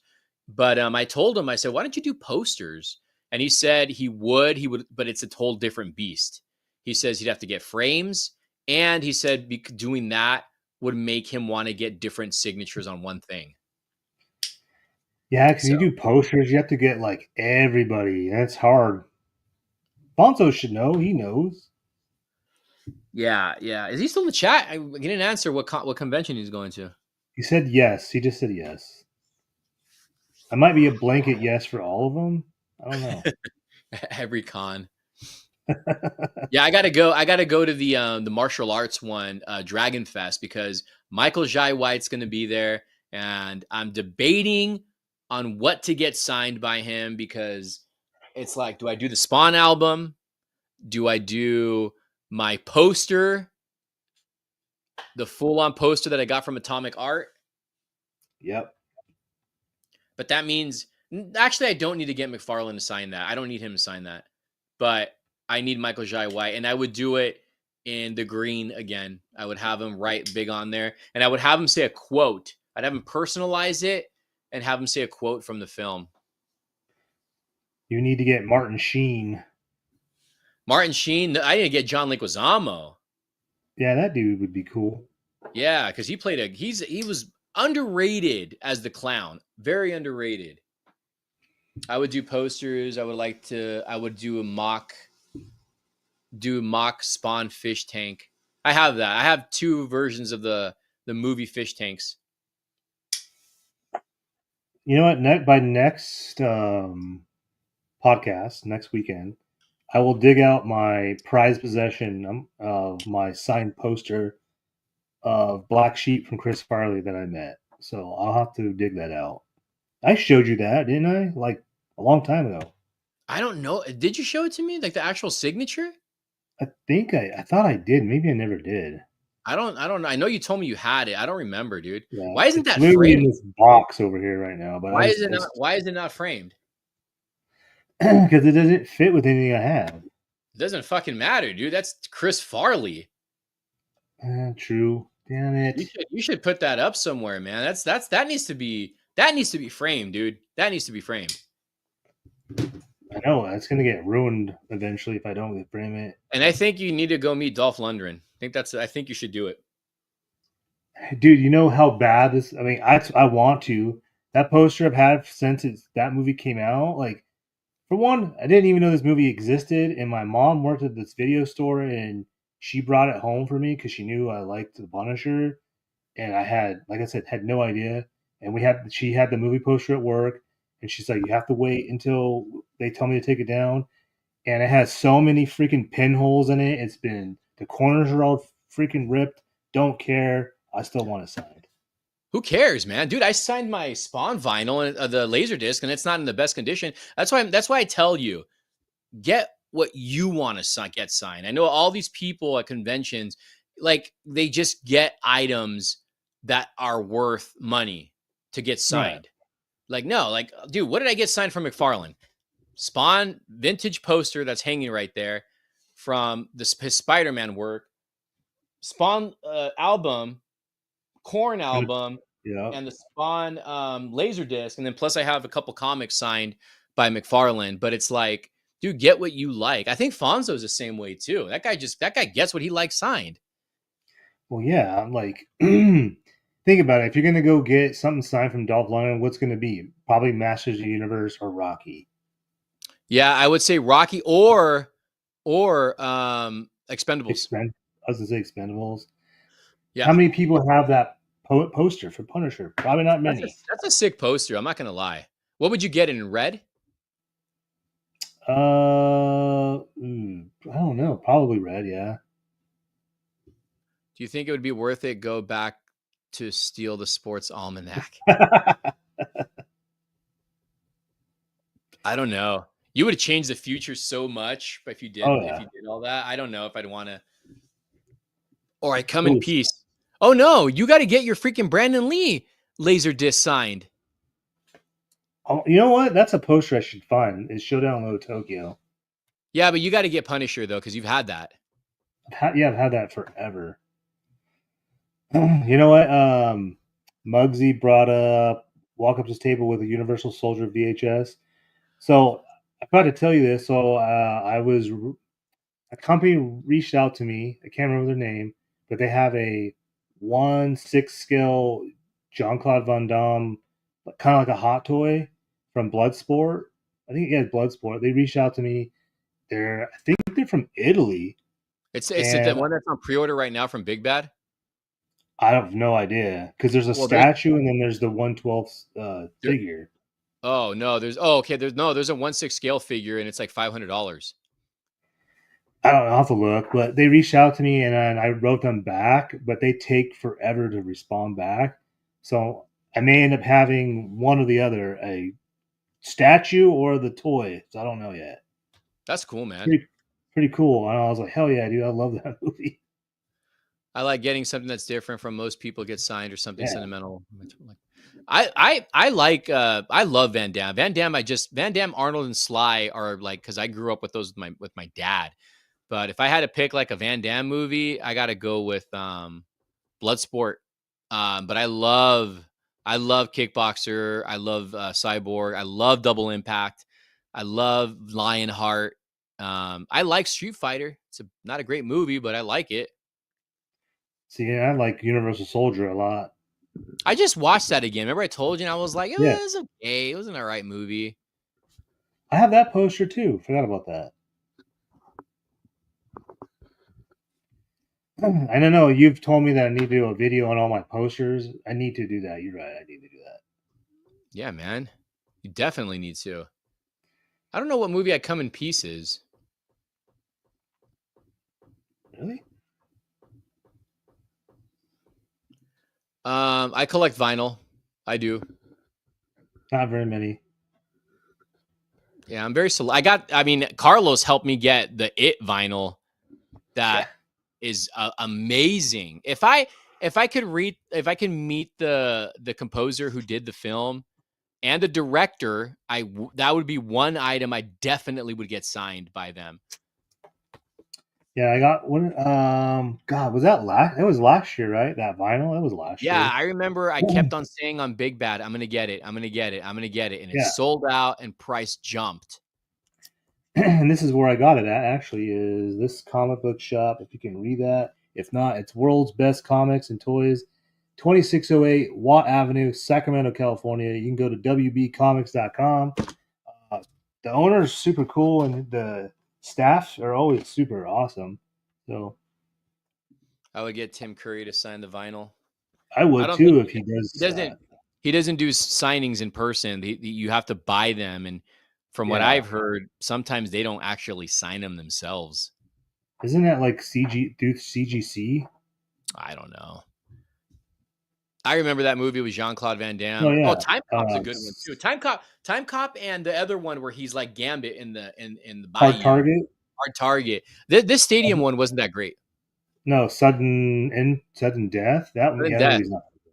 That Ever movie was watched trying to be Loaded like Weapon? Die Hard, and I was like, God, no. I've never seen Loaded Weapon. I don't know what movie that one is. Oh, that's with Emilio Estevez and Samuel Jackson. The parody. Emilio Emilio Estevez. Emilio. I think of him as Billy the Kid. Oh, did you hear they're doing Young Guns 3? That's what I heard, man. Yeah, Emilio Estevez is going to direct it. He's not going to star in it. He'll be in it, he said. I didn't like the second one a whole lot. Honestly, I don't remember the second one that much. Well, Do you think the Texas Chainsaw Massacre remake? I like the 2002 remake. I actually like the one that came after that too. But I thought the 2002 is one of those rare remakes that are great. Like again, Dawn of the Dead. I really like also The Hills Have Eyes, a good one, but the one that George Romero directed, uh Jesus Christ, the one where the people are drinking the water and they turn like crazy. The Crazies. The Crazies. oh yeah, for the crazy. All right, Sculptor 3D Toys, take care. Oh yeah, by the way, everyone go follow him on Whatnot. He sells 3D prints. Yeah.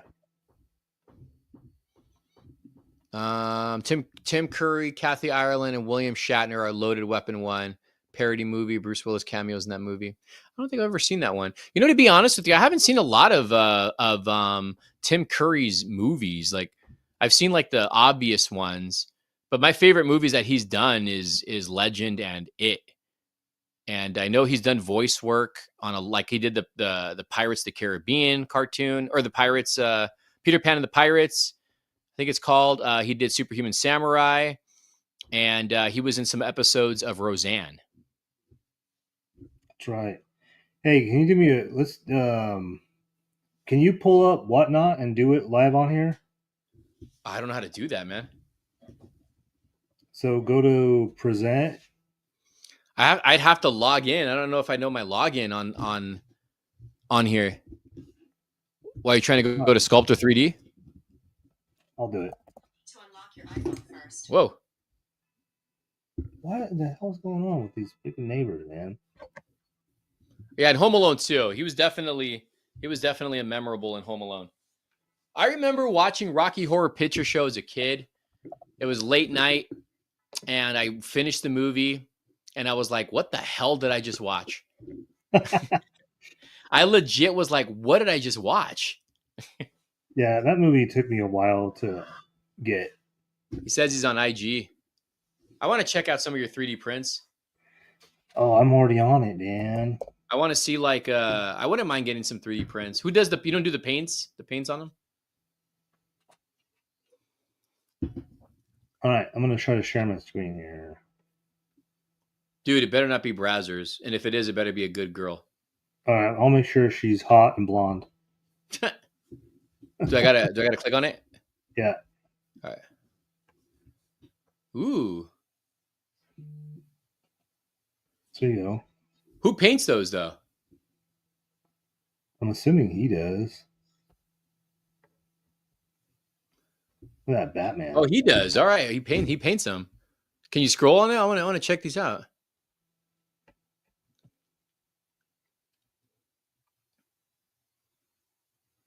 Is that Omega Red? Yeah. There's a Moon Knight. There's another Batman, Invincible. There's a Rogue, Colossus. There's a Predator, All right. Punisher. Don't forget to give us the $2,000 payment for this. Free I actually promo. might. I might buy this Moon Knight. Actually, my son loves Moon Knight. You know what? You know what I would like 3D sculpture wise, is I would love to get replicas. You know what I mean? Like I would love to get like some kind of a replica or a cowl or a helmet. A helmet too would be pretty awesome. Yeah, there you go. Is that Lobo or who is that right there? Yeah, this is Lobo. It's a resin That's pretty raw. freaking sick. I do for fun. Dude, you know what I would like? Honestly, Yeah, and if you say you paint them, I would love a massive freaking sentinel head sculpt. look at this thing. Sick.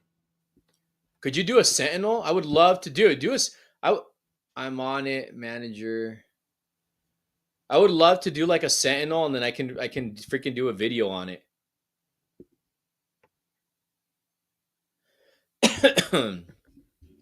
All right, let's find some comics tonight. Yeah, it's got your address on there, dude.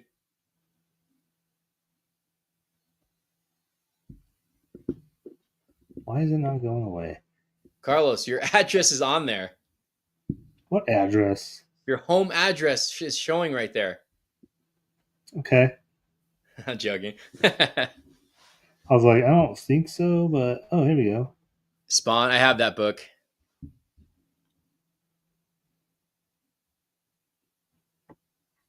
Some live whatnot on. Are we allowed to do this? I don't even know. I don't want to Oh, charge. he's get his mod. I get my models from you know. Patreon. I'm gonna stop sharing that. Okay. That's cool. That's awesome. So he says right here, I get my models from Patreon. I want a crow bust. Do I don't know if I have the Batman. No, I don't. I don't have those. You don't? I thought you would. I thought maybe I do, dude. I don't know. I got a toothbrush. I know that. No, I don't. I know there's some X-Men ones I want too. I'm gonna look them up. Did you see that the photo? Oh, that's something we can talk about. Leaked images or whatever. Did you see the leaked Castle Grayskull behind the scenes? Yeah, I posted on my Instagram. And there's like Skeletor and everything. There's a dude in mocap which has a tail, which is probably Beastman. I'll definitely check it out. What's your Instagram handle? Same thing. Let's look. Sculptor 3D. You're gonna have to tag. Hey, tag. If you follow me, tag me on Instagram. Yep. On it. Okay, so you saw that. Okay, did you end up catching the Lobo and Supergirl? I know the Supergirl you can't really see, but what do you think about her costume so far? I think it looks good. It looks like his David Cornsweat's. Yeah, I heard people talking crap. It's like, dude, how do you talk crap already? I don't get it, dude. It doesn't make any sense. I don't know, man. People like to talk crap.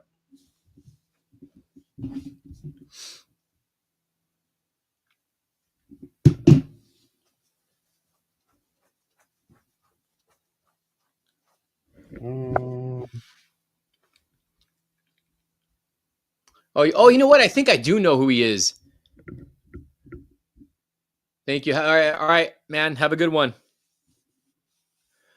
Um, let's see. Not gonna lie, it's a Snyder fans that try. Yeah, definitely. They do.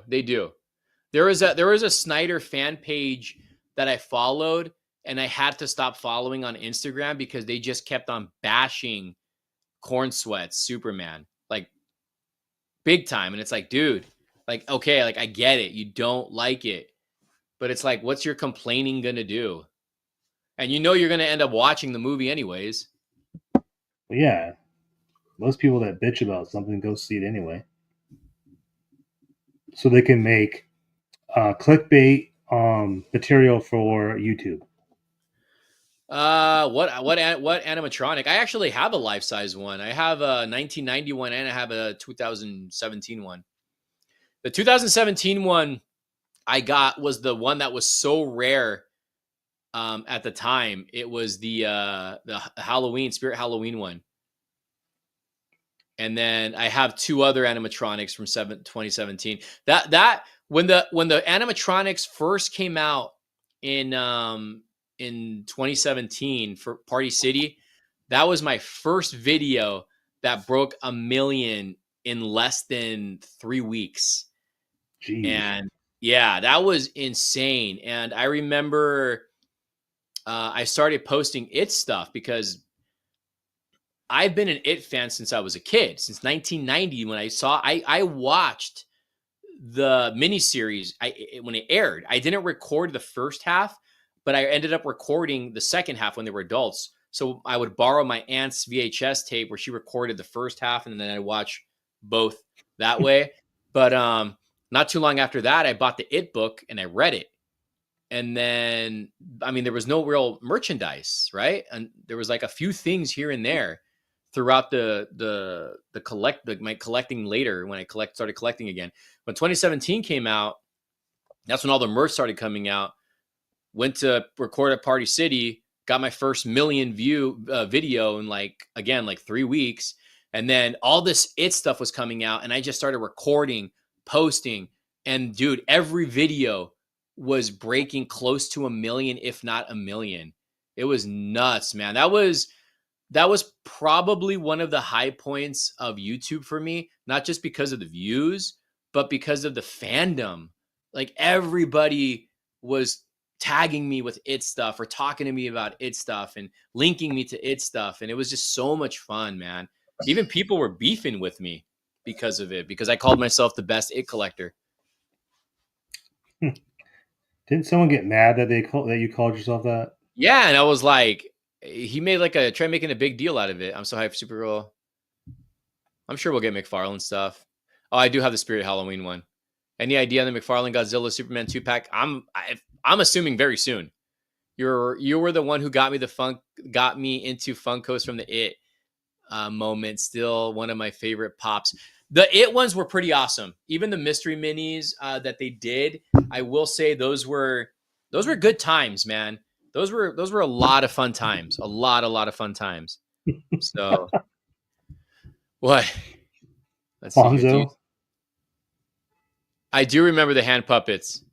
I remember when you posted videos from Tell Me 17 That's how I found out about you. You know, I'm not going to lie. That's how a lot of people found out about me.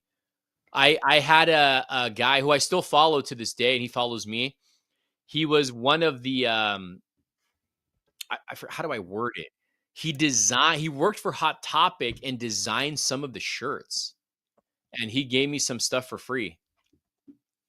So I have so much merch, guys, from it, and there's stuff that I even when the second movie came out because it started dying down afterwards. I have so much stuff that I never even shown on camera. I know you're a big It fan, but what are your thoughts on the cursed chapter of the book? Oh wait, are we talking about what I think you're talking about? You owe me a white pin. Oh, that's right, I do. I'm sorry. Hey, Fonzo, what con are you going to?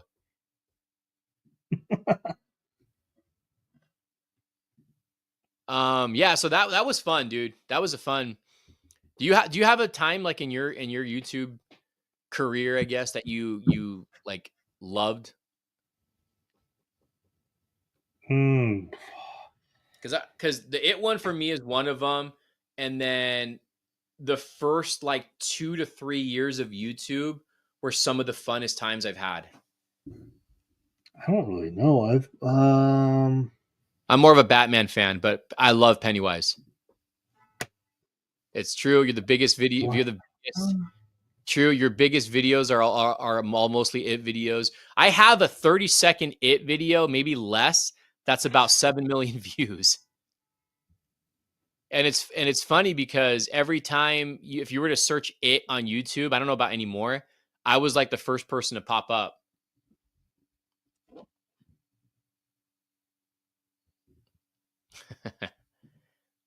Hey yo. I remember been watching the Man of Steel. Dude, it's so funny that you say they removed the movie masters. I remember I was working at Kaiser, right? And this was when the movie came out. And I went to they sent me to work in the optometry department. They needed somebody there. And one of the girls who worked the front desk, she's like, "Do you do YouTube?" And I said, "Yeah." She's like, "I saw your review on Man of Steel." Thought that was so funny. That's pretty You're funny. awesome. Thank you. I appreciate it. I low key have been thinking about going back and revisiting a lot of my It stuff. But when you better believe when Welcome to Derry comes out, oh, I'm gonna be back in it. I'm gonna be back in it, and I'm already asking certain people on trying to track down some rare It items. So I'm still working behind the scenes on It stuff. Don't worry.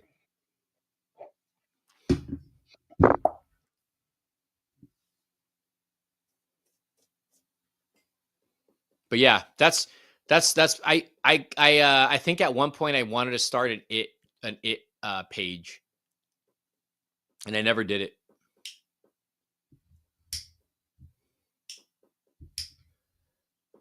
I think I was like the first to review the Chase Funko Pop.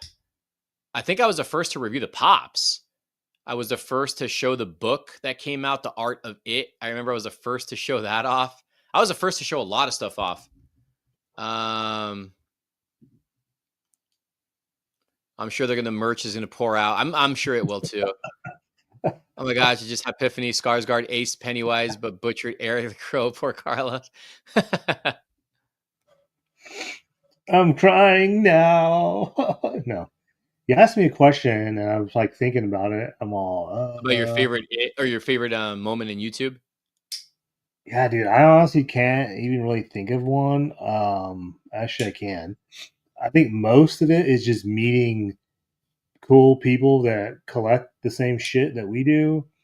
I think probably I don't even know. I don't really have like a big one.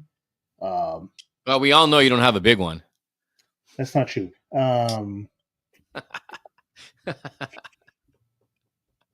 I don't know, man. I honestly don't know. I think like you and I meeting in person was kind of like a big deal because we've only talked to each other through like a freaking computer Yeah, in reality, and then going and doing stuff and going to freaking Silco Gaming Expo, which was s- awesome. So I don't know. That would probably be it.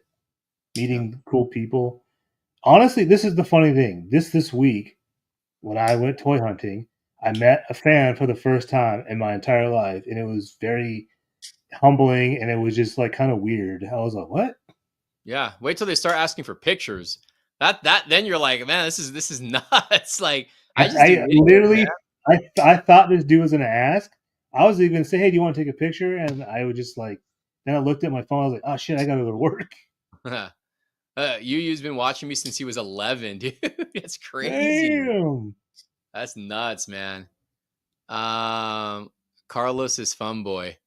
Is a fun boy. Oh boy. My life size Myers just moved his hand in my room. What do I do? Give him a high five. Run. Run. I think, but you know what? People knew me back then. Uh, my channel was very like obviously it was comic book based, but it was also horror based. So I would say a lot of people knew me from horror, and a lot of people knew me from Batman. And then once it came out, it that became like its own beast. But like people know me as a Batman lover. But if you like go watch my older videos, like I reviewed so many horror stuff, dude. Like especially NECA and McFarlane, Movie Maniacs. Like I reviewed so much stuff, a lot, a lot. Oh, the Suicide Squad, dude. That era, that's another era I had a lot of fun in. That was when Funko Pops were like on like high. I would be going lining up for Hot Topic like shared exclusives. That the BVS time too. That was so much fun, dude. I have a lot of great memories in YouTube. So like if I were to end it now and just say like I'm done with YouTube, like I would say I had a good run, you know? But I never did this to cancel Carlos. No, I'm just I answering the question. I What's your never favorite video game? I never did this to become famous. I never did this to I honestly did this a lot was to network. That was one of the big things I wanted to that I wanted to do. And not only that, I wanted to show off collections and meet people. That's one of the, and I still feel that way. I still don't really pay attention to my subscriber count. Um I just I did at first, and then I just don't anymore. I don't do this as a career. I couldn't live off it, but if I could, I would. I would love to. I would love to, but I can't. I can't. There's no way. No way. do you do you remember when I don't know if I told you this. I don't even know if I have. Do you remember the first time I even found out about you? Dude, I don't, but I remember we had a lot of conversations back and forth. And Yeah. I remember the first time you guys, because I say you had your podcast, when you Hmm. guys started inviting me, and I remember like going on with you guys, it was so much fun. It was a lot of fun. Yeah. The funny so backstory to how I found out about him was when my son was into Funko Pops. Was that wasn't it, but my son and daughter would watch a lot of little kids, I guess little kids their age open like mystery boxes and stuff. And I was watching YouTube with my son on our TV one day, and his video was like the next one that popped up of a. I think you were unboxing the Pennywise It ones, the Yeah. mystery box from Funko, Oh, and it I was was so like, much "What?" fun. Yeah, and I was just like, "Huh," and then I just started watching your videos, and I kind of went from there, and then kind of forgot because I was started to watch different people, and then you popped up one day, and I was like, "Oh yeah, I forgot we were watching him a long time ago," and that was pretty much it. And now everyone's gonna call me a shill. Damn it! He's a shill. He's a shill here. Alfred is slowly dying. VNR with the doorbell rings. Nobadello, I'm unsubside. Unsub to him, not me. I Uh, actually have Modelo in my fridge outside. I've been into all this since 2011, so I must have been subs 2013, the latest. How did I meet Fonzo? I honestly do not remember how I met him. I follow a lot of the people that he is friends with, and there a lot of them are movie collectors. And I think we just started DMing each other, if I'm not mistaken. I think that's how it started, and then I started seeing him at conventions. So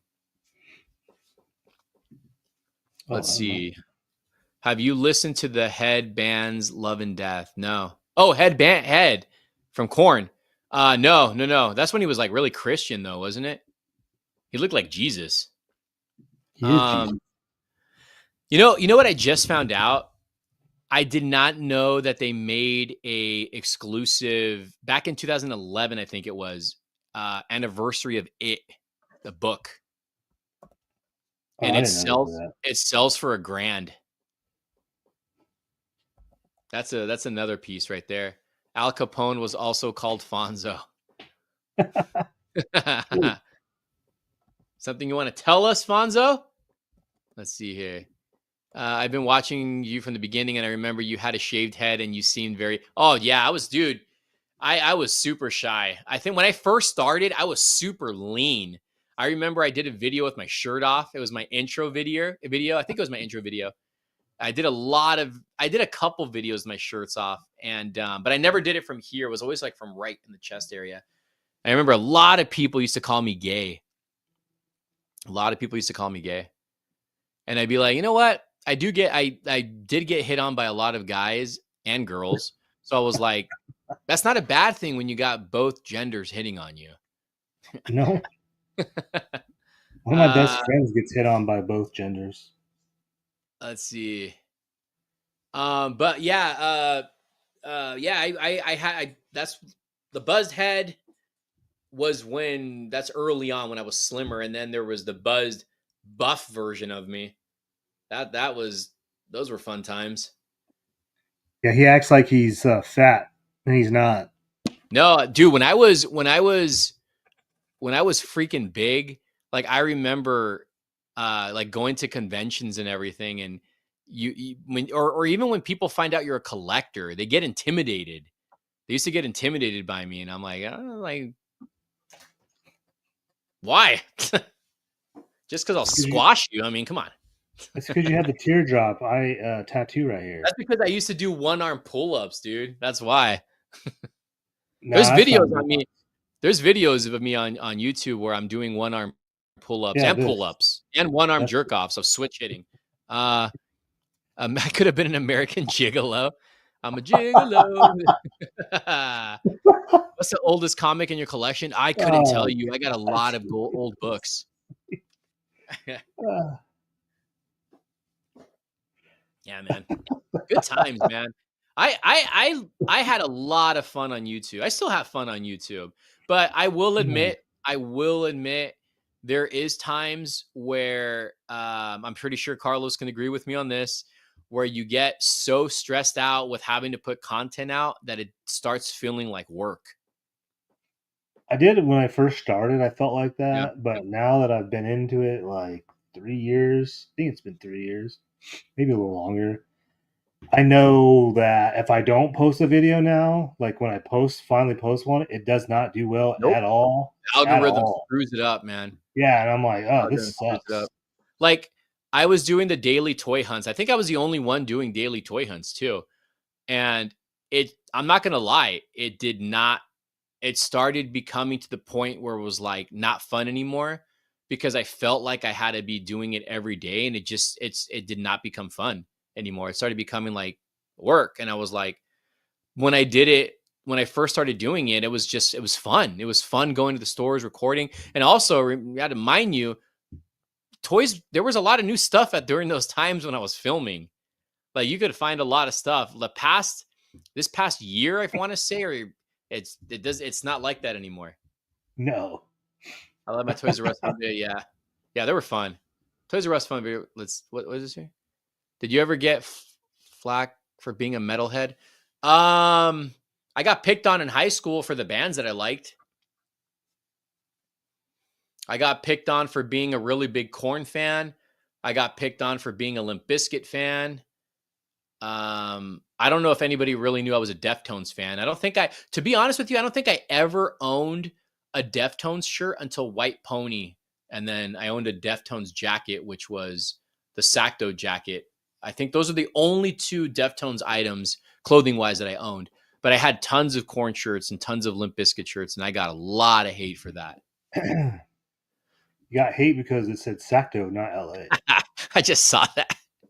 Yeah, he was saying Have you seen the 1992 Cool World? oh I yeah, saw it once. I don't remember it. I don't remember that movie. I remember that. I went to the movie theater to see that, Can and you it name was. off? Yeah, go ahead. I would say I didn't realize years later that that was Brad Pitt until I saw him in Yeah. something else. I was like, oh It was, shoot. who was the girl? It wasn't Pamela Anderson, was it? Um, No, I'm thinking of Barbed Wire. oh, it's barbed wire. I can't remember who was it. Kim Basinger that voiced her. I don't remember now. Now you're Limp looking. Bizkit. Yeah, Limp Bizkit's a good band. They got a lot of hate in their day, man. Oh, it was Kim Basinger. Okay, so I was right. Crazy how many generations embrace all those bands, dude. Do you would you like say Limp Bizkit was a hated band growing up? I They wouldn't were say like definitely I wouldn't say controversial right away they were. It wasn't until after Significant Other after they became Significant really Other. Yeah, hated. like Like, they even had a yeah. shirt, and I had it. It was because they got a lot of hate. Like they had they I think they had a shirt that said Limp Bizkit is better than everyone, and they did it Mhm. purposely, obviously, because they were getting so much stuff. Yeah. But yeah, they were such a hated band, especially after Woodstock. They started becoming more of a hated band. But And they had some good music, and they're good. They're good musicians they're great actually live. live. They're amazing live. They've always been amazing live. Dude, do you remember the phase in the late 90s, maybe even early 2000s, where all bands were doing animated t-shirts? Oh yeah. Remember that? Yeah. Everyone did it. Deftones did it, Korn did it, Limp Bizkit did it. I didn't Blink do one? Dude, I don't, they've done so many freaking t-shirts. They've done a lot of animated. What you mean? What they did a lot of comic book style artwork t-shirts back then. Yeah, I've heard of Drowning Pool. So live I never really got into, but I did hear Drowning Pool. Look at this right here. Look at this. Dude, you need to watch Y2K. I watched that movie on Max. I heard it was bad. The movie sucks, but the Fred Durst part's actually pretty funny. I saw the clip on that. I actually saw the clip on that. Fred Durst got to bed with Christina Aguilera and Britney Spears. Yeah. Watch the MTV special that they did for looking for the band or looking for a new guitarist. It's on MTV. It's on YouTube when they were looking for the Significant Other album. That's a really good one. And then YouTube took it down, but they had their unreleased Poop DVD, which is supposed to be released and it never got officially released. I used to watch that over and over again.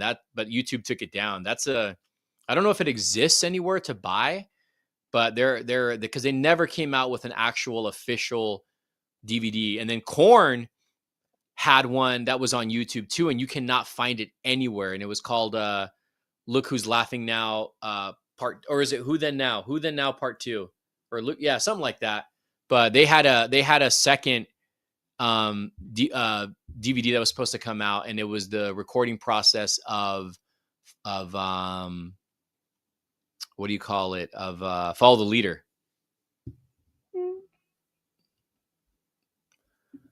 Are you looking for Batman the Animated Series comics? I am. Batman Adventures. Beautiful Jess Jane was in Drowning Pool music video. Jesse Jane. Drowning Pool is the one who sings "Let the Body Hit the Floor," right? Yeah. Yeah, that's a good song. Do you plan on going to Halloween Halloween Horror Nights? I don't know. I don't know, to be honest with you. I've always wanted to go. I've never gone though.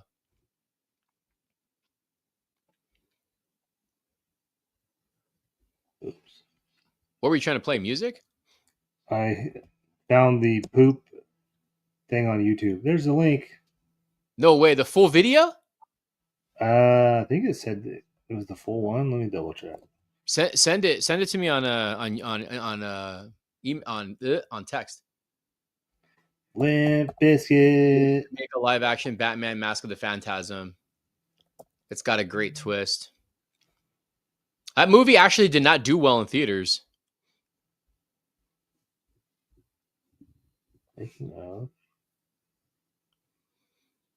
I remember watching that in theaters and thinking, like, in my head, because I was so young when it came out, I was like, why am I paying, or why are my parents paying me to watch something that looks like it should be on TV?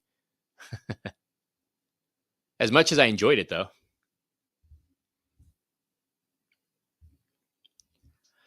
I have the Mondo Mask of the Phantasm figure somewhere here. Where the heck is it? Oh, it's back there. Dang it. I don't remember where that. Maybe I'll copy this link. You lost it already? I'm having a white people taco night. Is that Taco Bell? Is that what that is? Taco Bell's good. I used to love Taco Bell. That was good. The Arthur Reeves laugh in the hospital scene is quite disturbing. It says this is 34, almost 35 minutes long, so I don't know. Did you send it to me? No, but I will. Hold on. I'll tell you if it is or not. They used a lot of MTV did an episode of them on ultrasound, and I know a lot of this because I used to record everything Limp Bizkit, Deftones, and Korn on MTV, and they used some of the clips on a special that they were doing for the recording of Significant Other. A lot of the clips that you saw in there were on the Poop DVD, and a lot of the clips that you saw in the video Faith was in the Poop DVD. Let's see. Deftones has a good one too. They were supposed to come out with the DVD and it never got released because I think Chino wasn't happy with it. And you can find that on YouTube. It's actually really good. It's not there, dude. Oh, wait. It's not there. No, I clicked the wrong thing. Oh, yeah, this is it. This is it. Hell Okay, yeah. cool. Hell yeah. Oh, dude, that's it. Yeah. Dude, try to find the Korn one. What Korn one? The set, because the first one's called Who's Laughing Now? I think that was their first VHS they came out with. The second one was called Look Who's Laughing. Look Who Then Now 2. Korn Who Who Then Now. That was their first one. Then the other one was called Who Then Now 2, but I can't find it anywhere. That's one thing I need to buy is the VHS for Who Then Now. It says, yeah, Taco Bell. I missed the days listening to Cranberries. Oh, I love Cranberries. You know, it's funny. I was at my barber shop today, and they were playing the videos on their TV of the acoustic Kurt Cobain, which I found on DVD. Remember, sealed? Oh yeah, the Nirvana Live. Yeah, I love Cranberries. I love that band. Forgot the girl who passed away. Her name. Great voice. Did Courtney love Kurt Cobain? I don't know. Oh, Kill. I don't know. That's the rumor, or the not the rumor, the theory. Not the theory. I forgot what word I'm looking for. That would be the conspiracy theory. Conspiracy theory. I actually liked her album, Hole. The band Hole. They were pretty good. Yeah. They're not terrible. They're not terrible, no. I remember they were on the soundtrack for Crow City of Angels, which you just picked up. Yeah, it's up here. Yeah, that second that song, dude, that Korn song on there, Sean Olsen, so damn good. And same with the Deftones Teething song on there, so damn good. Also has the Rob Zombie song, I'm Your Boogeyman. Yeah, great sound. And Deftones is in that movie too. Yeah, I remember that. I think they had dreads, if I'm not mistaken. As I say, yeah, Chino had dreads. Have you picked up the NECA Dracula? No, but I do want to get those freaking leather faces. Those things look so damn good. Hell yeah, I'm glad you found that. Me too.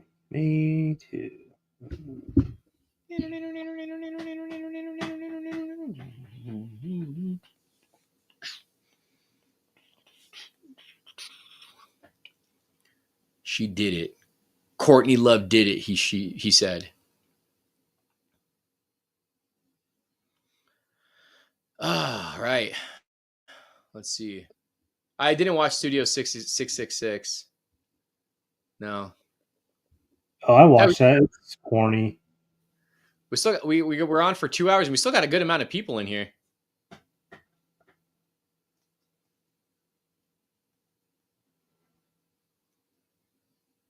What are you looking up? No, I saw someone commented on a video. I'm gonna reply back. I'm gonna be an asshole right now. Hold on. I need to get the NECA Return of the Living Dead, but yeah, $70, man. Right here. That was nuts, but it's such a great set. And it honestly looks like it should glow in the dark, but man, this is such a cool set. Such a cool set. Someone in Arizona found the Return of the Living. Oh, the Bruce Wayne. Yeah, I know. I know. One of Carlos's buddies he knows found him too. I'm trying to get him. I told Carlos if he finds him, you got to grab him for me, man. Got to grab him for me. Did you get the Halloween 6 NECA? Yeah, I did a video on it. I hope they do Tarman next. I don't know why they have not done an Ultimate Tarman, and I don't know if they're going to be able to anymore now that Trick or Treat Studios is doing it. But I don't know their scale. It's almost midnight. You guys are still up. Oh, it's past midnight, no? Yeah, it's 12:26. The Yeah. lead singer of Saliva and Chad Kroger sang the hero song of Spartan. Yes, they did. Past midnight. Oh, that's another soundtrack I need to go back and find because I don't have it anymore. I remember I found the Spider-Man freaking soundtracks and the CD wasn't in there when I got home. Yeah, that's the funny thing is I went through my boxes and I have the case. CD is in there because it was in my. Remember we had to get those big cases for your cars. That got Yeah. stolen in the car. So Yeah. yeah, Yeah, dude. Remember the ones that go on your sun visor? yeah, I used to have that too. Funny story. When I was, I think 7. No, I had to have been 18 or 17. I was working at Mervin's. I was on Mm. my way to go work at Mervin's, and I was in the parking lot looking for a CD, and it crashed into a light post in the parking lot. Oh shit! I crashed into a light post in the parking lot. I used to have that on my visor and it'd be. Would they have like 6 or 8 slots? I don't remember. Yeah. And I'd have all my favorite CDs in there and a mix CD. Those are the ones I'd play all the time. And Blink 182, Enema of the State was always the number one. Yeah, I Love always that. I always had Corn. I always had Corn and Limp Bizkit and Deftones. Those were the three. And then eventually, like later on, is when I started like really listening to more bands, which is like Linkin Park and Incubus and Stained. Stained? You mean you stained your pants? I did, but Seems, seems it's funny because my sister saw this shirt because we went to go eat today, and she's the one who my sister's the one who introduced me to Corn. My sister was the one who introduced me to Jane's Addiction. But we were talking about. She's like, "Oh, I love that shirt." She's like, "Why didn't you tell me about it?" And I was like, "I think they probably went up in price, and they did. Like the shirts are like over $100 now." But I was talking to her about Jane's Addiction. And I was like, it's funny. I knew Jane's Addiction because of you, but I was more of a fan of Porno for Pyros. oh yeah, I remember that. All that Yeah, the band. song under the Tunisian Moon, Pets, and that's the singer from Jane's Addiction. But yeah, if it wasn't for my sister, I wouldn't know who Korn was. I wouldn't know who. Honestly, I wouldn't know who Offspring was. I used to borrow her CDs. I borrowed the album Smash all the time, and same with my aunt. My aunt used to let me borrow the Weezer album, the one with the blue Yeah. background that has Blue Album. yeah that album I used to listen to a lot, man. And Green Day, I used to listen to Green Day from my sister. Dookie was an album that I listened to a lot, and Pearl Jam, Vitology. That album was amazing. I used to love the song Better Man. I think that was my favorite Pearl Jam song at the time. And we're Really talking, huh? not even 10? Their album 10? So I got heavy into music around 94, 95.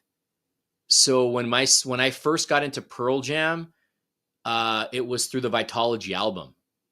Oh.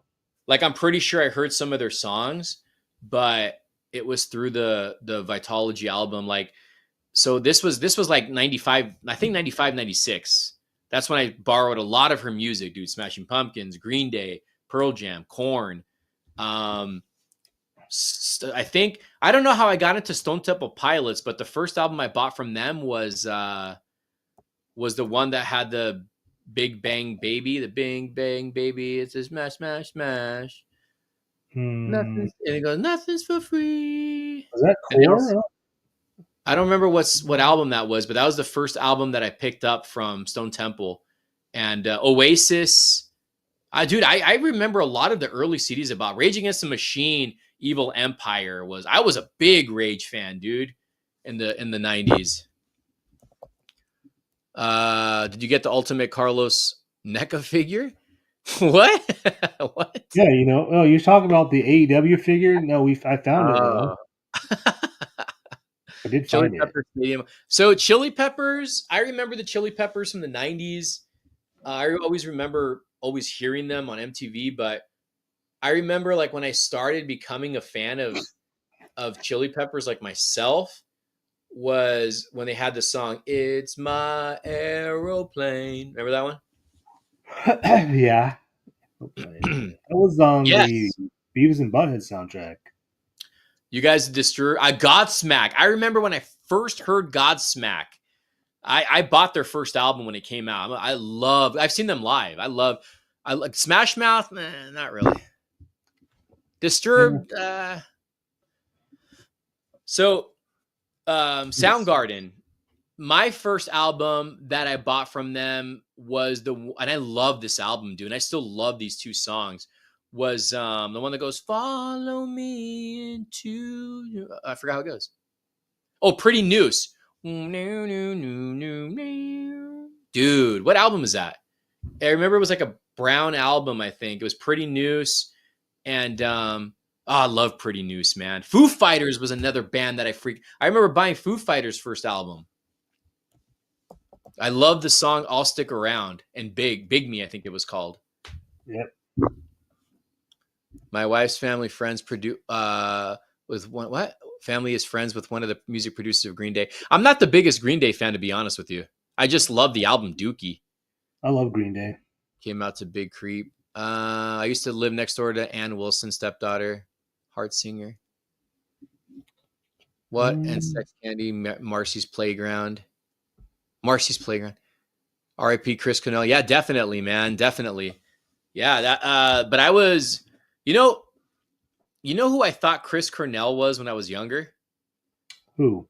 I thought Chris Cornell was the guy in Dazed and Confused that says, "I'm only here to do two things: drink beer and kick some ass." And he's like, "We're almost out of beer." I thought that was Chris Cornell.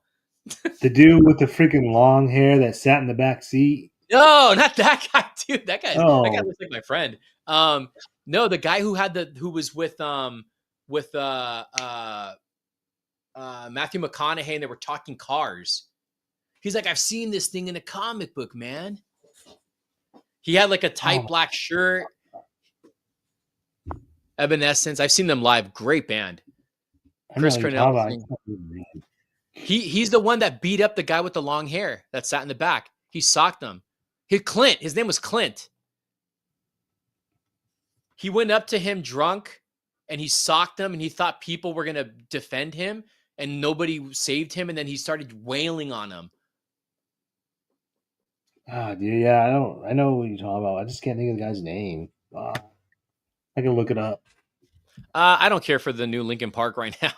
I liked the first single they came out with. I thought it was actually pretty good, but the album itself, nah. Oh yeah. Nicky Cat. That's his name? He passed away When did he pass away? I only know 7 him from hours that. ago. What? Yeah, The guy the guy from Days dude. Confused just passed What? away. What's his name? Yeah. What's his Nick name? Cat. Nick? Nicky Cat. How do you spell that? CAD? Katt. Cat. What the hell? April 8th. So why are they just now reporting on it? He just died. What? How random is that? That's pretty random, dude. We just brought this Everyone, guy. go buy a lotto ticket. What? But what else did he even come in? That's the only thing I know him from. So he's in this movie called Suburbia, which I think I've seen that. which is damn it. Ribisi, Giovanni Ribisi's sister is in Days of Confused. So She's no cause of death. yeah. Yeah, I thought he was Chris Cornell. I can see that. I can see the comparison now. Yeah, I yeah, thought yeah. he was Chris Cornell in that movie. Oh, Einstein Kills. No, they have a corn shirt though. I don't. I've never really listened to their music. I like Ice Nine Kills. I heard they're a good band. They're really cool. Fozzie's a good band. Chris Jericho's band. I've seen them live twice and met with Greet. Go on stage. That's cool. I always wondered how. I mean, I think I've heard a few of their songs. I don't know. I need to maybe listen to them more. My sister offered me a ticket to go see Incubus because she's not going, but I Incubus for me Why? fell off. I'm not. So you know how I found out about Incubus? Hmm. So when the Family Values album came out for Korn's Family Values tour, the first leg of the tour, Incubus opened. They didn't go on when I went on my leg of the tour, but I bought the album and they had the song from their first album. I think it's their first album, or probably was. I'm sure it was their first album. It was called Science, and Yeah. they had a song called New Skin. And I was like, Oh, "Oh shit!" So I went to go buy the album, and then I started following him since then. And then when their second album came out, obviously it was a big hit with "Pardon Me" and "Stellar," I think it's called. yeah. Freaking love that song. That's when I started really following them. Then the third one came out, which I think is called "Warning," Morning View. Morning View, and it had the song "Warning." It had the song "Goodbye," and they had some songs after that third album. I don't know what happened to them. Yeah, because their fourth album was called. Oh, dang it, something Grenade, and it was not that good. I think they had like one single that was good, and everything else was trash. Do you remember when Hoobastank came out and there was like, why is this guy sound and kind of have the same uh how do I say it? Same like body movements as the singer from Incubus. I don't know Did when you they ever know? came out. I He met sounded, them. huh? I met Hoobastank in Chico. I went because this kid that I went to school with, she's in like middle school. He fronted the band Power 4-5. I know you remember them because they ended up being based out of LA. And I was all, no freaking way that this kid, Adam Rich, my school's principal's son that I played Little League with, is fronting I don't know, I guess new metal band then. So I went to see them, and then that I got to see Hoobastank, and that I didn't know who they were. And then I was like, oh, I've heard this song. And then they ended up being huge. And where are they at now? Nowhere. Which band? Hoobastank? Yeah, and Power 4-5. They're one No, hit yeah. wonders. Hoobastank had the first album which had Crawling in the Dark, which I think is a great song. They had like three good songs on that album. Then they came out with their second album, which they had their big hit, which was Reason. Remember that one? Mm-hmm. And then I was thinking about another band that had a really big hit, and it's funny because uh, you didn't see a lot of bands do this at the time. So Alien Ant Farm with Smooth Criminal, right? Yeah. They did.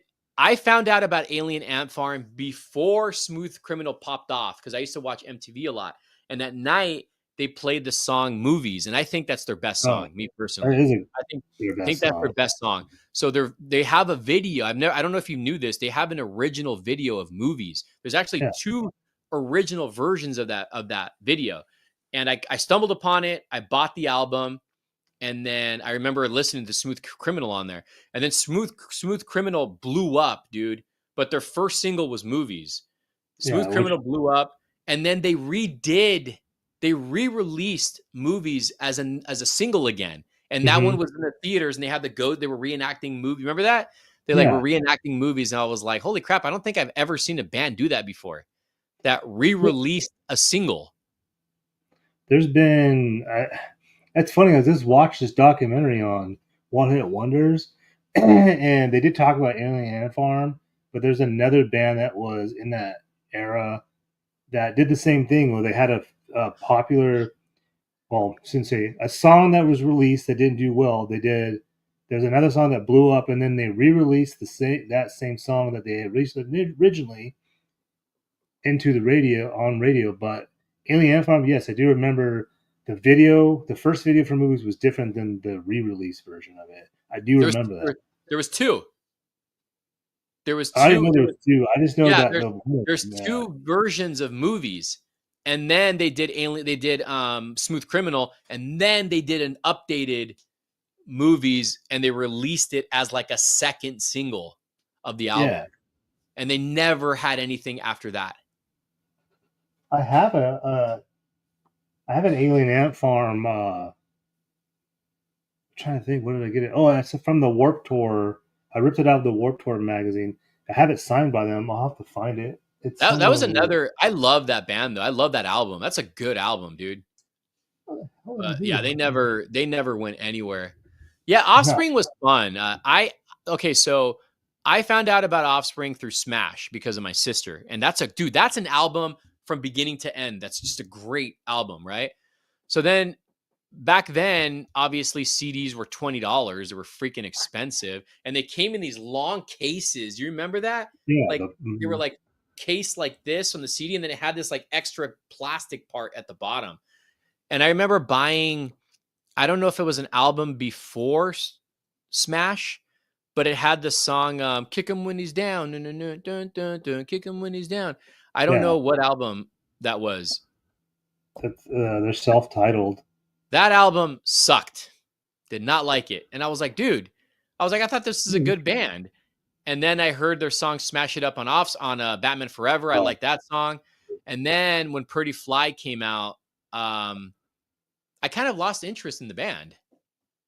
They've had like a couple good songs after that, but I can only say I was really a big fan of Smash. Just like with Green Day, I was a big fan of Dookie. so that was Ignition. Was the album before That's Smash? it. Ignition. Yeah. I Ignition. was like, wait a minute. I knew I'm wrong on that. Fuck. I have like almost. I think I have all their albums except for their new one, which is not that good. Yeah. Well, I didn't, I thought all their albums were like Smash. Smash was like a heavy album. Yeah, So what are they considered? they're considered punk rock. Punk rock. Okay. But Smash wasn't like a punk rock album, right? That was like a rock album. No, that was punk back in the early '90s, like early '90s. Smash? Bad Habit? Hmm. What the heck? I mean, when you hear interviews with them now, they say that they're punk, and I would say after Americana, they started saying that they were rock alternative punk. Their genre changes by album. I feel like all the time, and I think they would say that too. Linkin Park was a big one for me too, man. That was another big impact for me in that time because I was really into me. I was at that time when Linkin Park's album came out, I was obsessed with music. I was already obsessed before with Korn and everything, but when by the time Linkin Park came out, I was super heavy in drums. Got to keep them separated. That's a good album. That's a good song. I don't know. That's a great album, dude. I wouldn't even know where to begin. Like, what would be my favorite song off that album? Smash. Ever listen to Danzig? I did. I couldn't tell you songs on the top of my head. Mother, couldn't you don't know that song? That's like his most famous Maybe. song. It's in The Hangover. Dude, Kevin, you're late, man.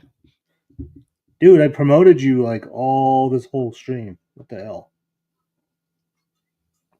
Um, I was a big Smashing Pumpkins fan too. At one point, I liked Smashing Pumpkins a lot until I listened. What was the album that came out it was like after it was like techno. Melancholy and Infinite Sadness? It was like all black like cover. Oh yeah, yeah, yeah. Didn't they have one good song on there though? I think they had only like one good song, yeah, and Yeah, that that's album right. was super depressing. Do you have a favorite Smashing Pumpkin song? Um, God, they have probably so many. Probably Huh? Tonight. I love that song Tonight. I like 1979, Oh yeah, that's a good song. and I like is it called Landslide? No, that's Fleetwood Mac. No, there's a but they did one. They did a cover of it, and I seen my reflection. Oh, did they do a cover of that? I don't remember that. Yeah, yeah. No, I never really heard of Kill Switch or Engage fan. Oh, Kill Switch Engage. Foo Fighters. Yeah, I was a big Foo Fighter. I bought their first album when it first came out. I was a huge Foo Fighters fan. And it's funny because I despised Nirvana. And the only reason why I hated Nirvana was because my good friend at the time, we loved music. He hated Korn, and his favorite band was Nirvana. So because of that, I was like, screw Nirvana. Nirvana sucks and blah blah blah blah blah. So I never really listened to them. But I liked some of their songs growing up.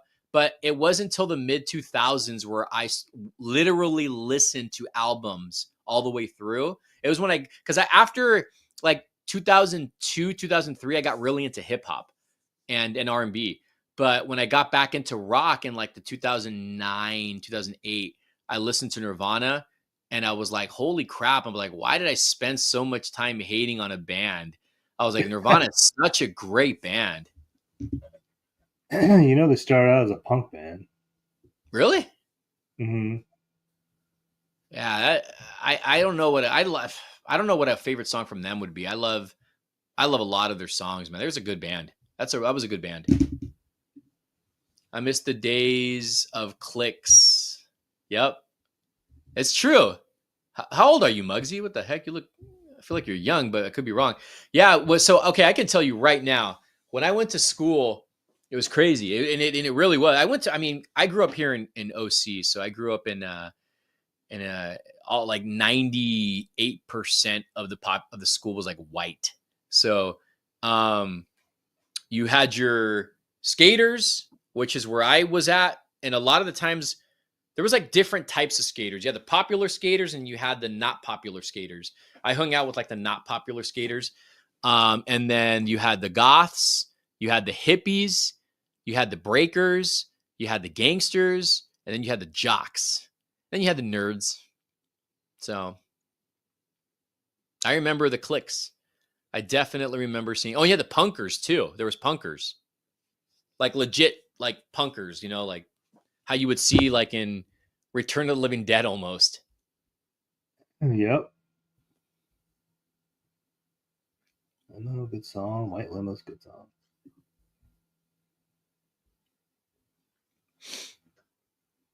Do you have a favorite soundtrack? I don't know if we talked about that before. Yeah, The Crow. City of Angels or the first one? Oh, the first album. The first album. Like, there's hands down one. If you don't agree, that's fine. But people, when you talk about soundtracks, anyone you ask that I've asked that has not seen that movie knows the soundtrack. Isn't that weird? It's got. I love the Cure song on there. Is it called Burning or Burn or something like that? I love that Cure Burn. song Yeah, that's it's on called there. Burn. I yeah, I do hear a lot of people. I own the soundtrack on CD. Um, I didn't find out about that soundtrack till later. But I knew some of the songs, but I never really found out about the soundtrack till later. So mine would have to be that for replay value. It's between actually it's funny. So it's between Crow City of Angels or Spawn. Mm. I would say another one I listened to a lot, but it was only two songs, was Batman Forever. I used to listen to that soundtrack a lot No, too. three songs. I'm not gonna lie, I like the Seal song, and I liked the Offspring song "Smash It Up," and I loved the U2 song "Hold Me, Thrill Me, Kiss Me," whatever it's called. Yeah. And then I bought the "I Know What You Did Last Summer" CD, but I only bought it for Korn, and that was the only song I listened to on there. Was the "Proud" song. Yeah. And do you remember in the '90s, like maybe it was all the way from the '90s into the 2000s, where the soundtracks for movies were like a huge thing? Yeah. They did And that was music like for soundtracks. yeah, and that was literally like most of what I bought besides punk albums from punk bands. Dude, I used to have so many soundtracks. Yeah, so did That's I. like Like, I used to discover a lot of bands or like hip hop artists through that I'd never heard of. yeah, it was like they used to contact bands to do soundtrack. Like, dude, oh, you know another one I listened to a lot. It was because of one song, Godzilla, because I love the song "No Shelter" by Rage Against the Machine. Mm-hmm. The soundtracks were like a big thing for me. Dude, they remember when they would promote movies like trailers or commercials, they would talk about the soundtrack Yeah. for the movie. And they would play the song of the single. There was always a single for a movie. Do you think the last good like movie soundtrack would have been like Spider Man or Spider Man Two? Yeah, I was gonna say it was probably be Spider-Man. Yeah. Yeah, because that would be the last time you really heard of a soundtrack for a movie was probably those two movies that I can remember. I can't remember anything else after that. I think we talked about this already, but you know what the most selling soundtrack is, right? We talked Titanic. about this. No. It's a good one though, but no. This one sold millions, millions. No, Titanic. no. Let I me think look it it up. sold. I think it sold 50 million, if I'm not mistaken. Let's see if you're right. Let's see if you're right. Yeah. Maximum Overdrive, Seal, Kiss Him a Rose. Apparently, Kiss. Oh, shit, how do I not know this? Damn it. Yep. What is it? The Bodyguard. Yep. How many albums does it say? 45 million copies. Bro, that's an album, dude. That's like 45. You know what? And that's a great movie. I don't know if you like that movie. That's a great movie. That was like my older sister's like favorite movie for like a Dude, it's a long have time. you rewatched it? No, I haven't rewatched that in a long time. Dude, Kevin Costner's badass in that movie. Let's see. Titanic did 30 million. I thought it would have done way more. That's crazy. That's actually pretty impressive. I didn't even know that. Yeah, Yeah, the body. top one, two, three, four. The top five, obviously the Bodyguard. It says claimed sales is 50 million. Yeah. Saturday Night Fever, Huh. Grease? Dirty Dancing, Wow. Titanic, and then Grease, the Grease. I was soundtrack. gonna say Grease has definitely got to be on there. But yeah, there's Wow. one, two, three, four. So the top 10 are like a lot of old movies. The Sound of Music, Purple Rain, Flashdance, and then the Lion King soundtrack is at the bottom. It's a good soundtrack though. Yeah, it is actually a good soundtrack. And you know what the highest selling album of all time is, right? Yeah, I just said what it was. No, no, no. Highest album Oh, okay. I of was an like, artist. what? Yeah, Seha. It's yours. No, you don't know what it is, really? I have an idea, but I might be wrong. Here, let me hear it. Who is it? Um, I don't want to tell you because I might get Nah, embarrassed. he's gonna look it up. He doesn't. Okay, in the chat before Rocky for it. Who has the highest number one selling album of all time? Michael Pretty, Jackson. huh? It's Michael Jackson. Yeah, you had to look it up, dude. I didn't. No, I'm just typing right now, and I know it's Michael Jackson. Yeah, Michael Jackson sold. You can look it up. Is it 80 million? 85 million? Oops. Let me see albums of all time. I think we're wrong. No. It sold a total of 70 million. It's close. That was close. Damn. Dude, Well, this is what it says. It says reported sales, total certified copies was 51.3 million. So I don't know which one to go off of. The Moonwalker was my childhood. Yeah. Uh that's crazy. You're never gonna get to that again, dude. Never. No, not in this day and age. Everything's freaking streams. So who's the last selling like best album? Was it? I think it was Eminem, wasn't it? Wasn't Eminem like the last real big selling album? The Marshall Mathers LP or Eminem Show? I think he went diamond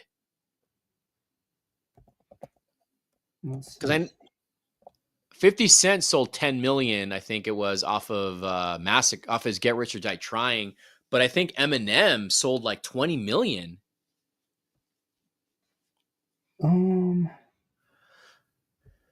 There will never be another 50 Cent. No, not at all. you talking like 2000s or Well, what is the last real big selling album like in the millions? It's got to be Eminem. I think Eminem might hold that record. No, mm, the last? Oh, it's hard because it's like yeah, they do it by generation. that's true. So let's just put it this way. So in the 90s was Janet Jackson.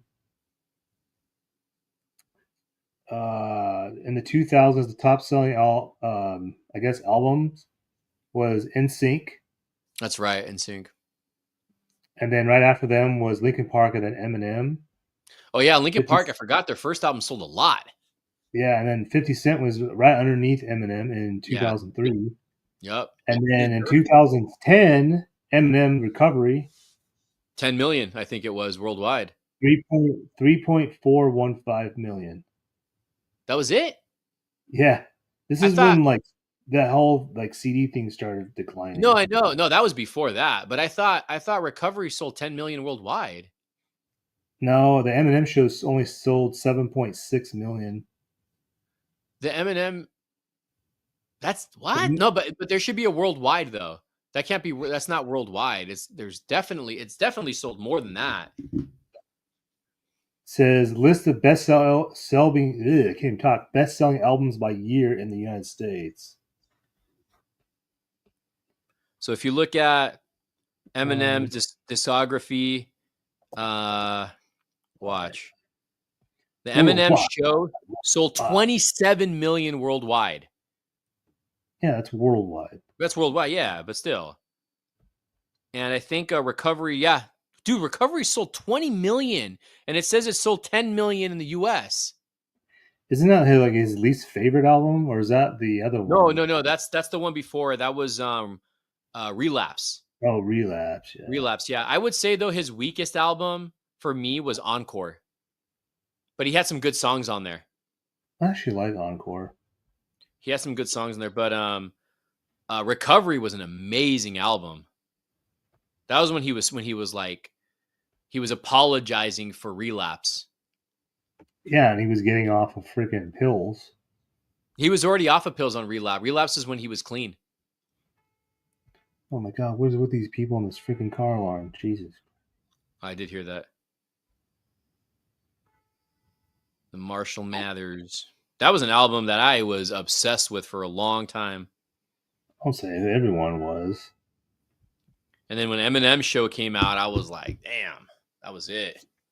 But yeah, I like you said, That's the yeah, we're early never part. gonna have another album or artist get that sell that many. I think Taylor Swift is probably the closest to sell a lot of Drake.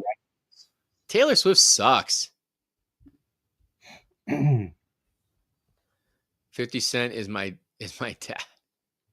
Oh, tell him to come on the podcast. 50 Cent. I was a big 50 Cent fan, man. I was a huge G Unit fan. I followed that whole movement when because I was a big Eminem fan.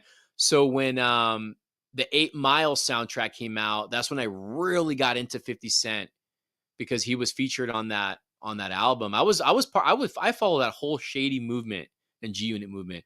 I was listening to but that was when LimeWire was a thing, and I was downloading like mixtapes and unreleased songs, and yeah, man, the whole Ja Rule beef. I was all in that. I used to buy XXL magazines when 50 Cent or Eminem were on there or in the G Unit.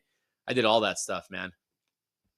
LimeWire when you got viruses. I love LimeWire. You'd get a Bill Clinton recording. You'd download a song and you'd be like, "This is Bill Clinton."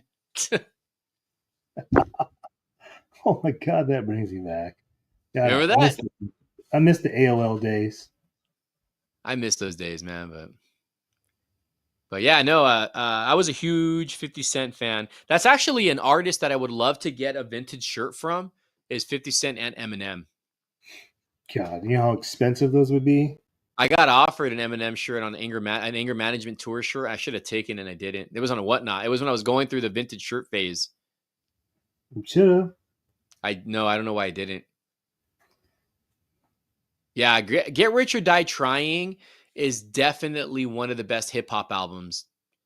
It's from beginning to end is an amazing album.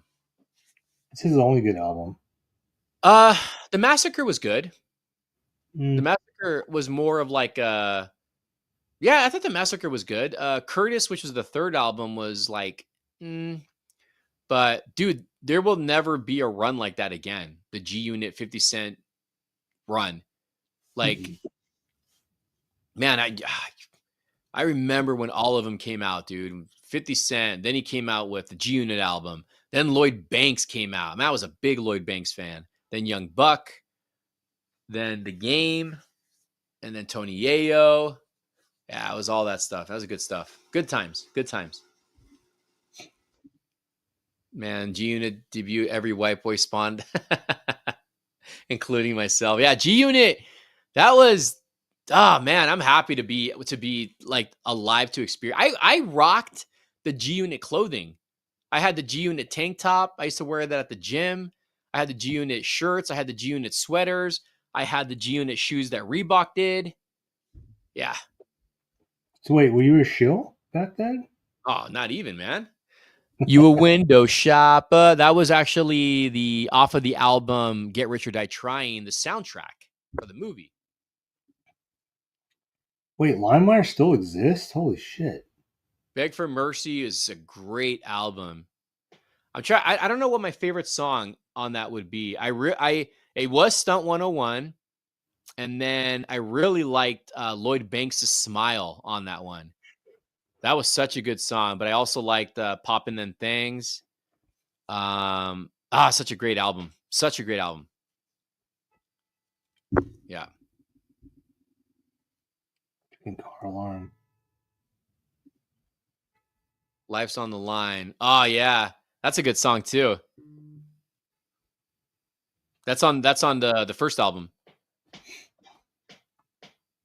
I from the first album, dude, that's a hard one to pick what's a good song. Like every song on that first album is great from 50 Cent.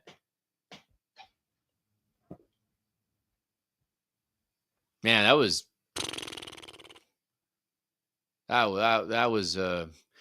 wish Eminem and 50 Cent would have done an album together. I don't see why they can't do it now. Yeah, but 50's like you can tell 50 was more focused on other things. Like as far as like movies and now he's got his own channel going on streaming service. Like the guy's like a businessman.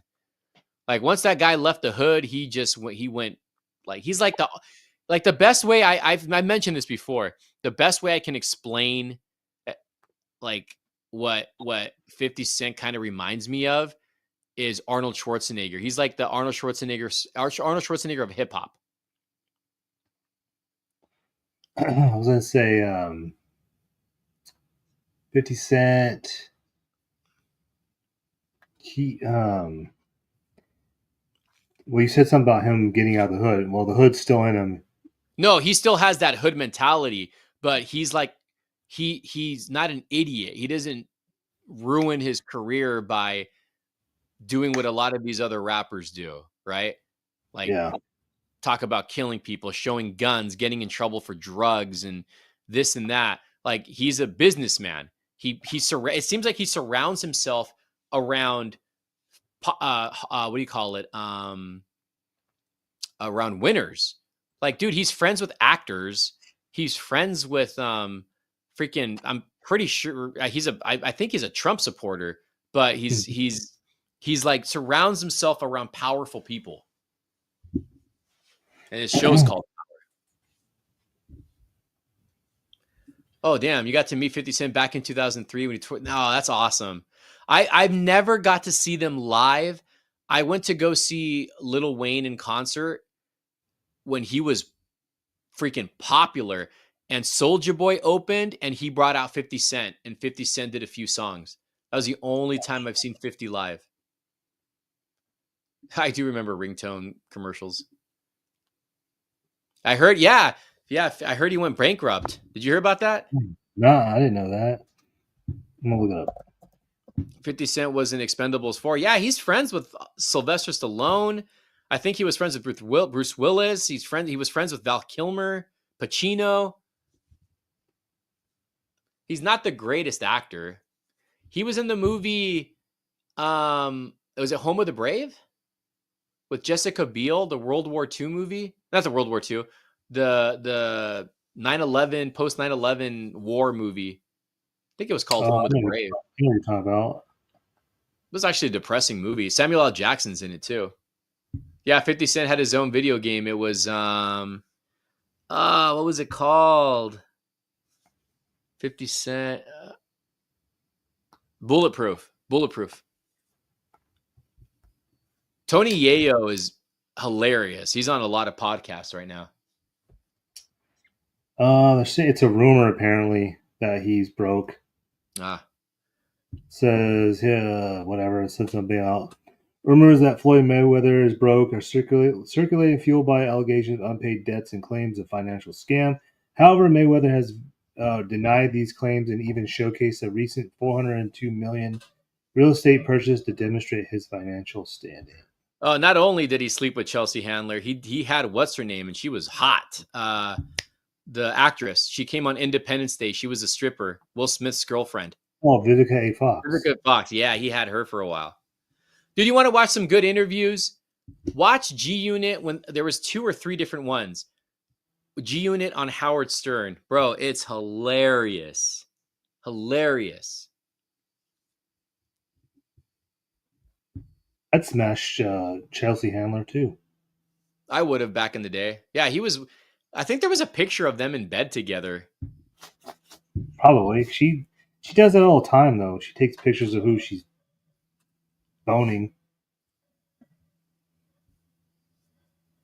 He did a movie with Val Kilmer where, well, I don't want to give any spoilers in case anybody watches it. MTV Cribs. Yeah, he bought Mike Tyson's home. I remember that crib. Dude, did you ever watch the stuff that came after that? How it was freaking staged? No, I didn't watch anything after that. Do you know that it's staged? Wouldn't be surprised. Yeah, so it was staged. And do you remember the famous episode of Red Man? I remember a Red Man episode. I don't know if I where he was remember. literally recording he took him to the house that he was living in, and it was like a crappy whatever house. MTV reached out to him and they wanted him to claim this other mansion was theirs, and he said, no, you're going to show you where I'm staying at. Oh, so I do remember that one.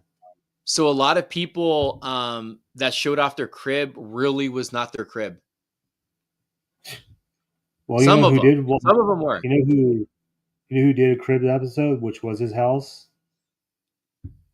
Who? Travis Barker. I think I do remember his crib video. And then Exhibit came out recently and talked about West Coast Customs, yeah. Yep. Yeah. Yep. And how some people got their car and it was like months later, and some of the people that got their cars back broke down. Yeah. Yeah, Pimp My Ride. That's what we're talking about. Yeah. Pimp My Ride. I used to love that shit. He was good friends with Val Kilmer. Yeah. Red Man has the funniest episode in Cribs, definitely.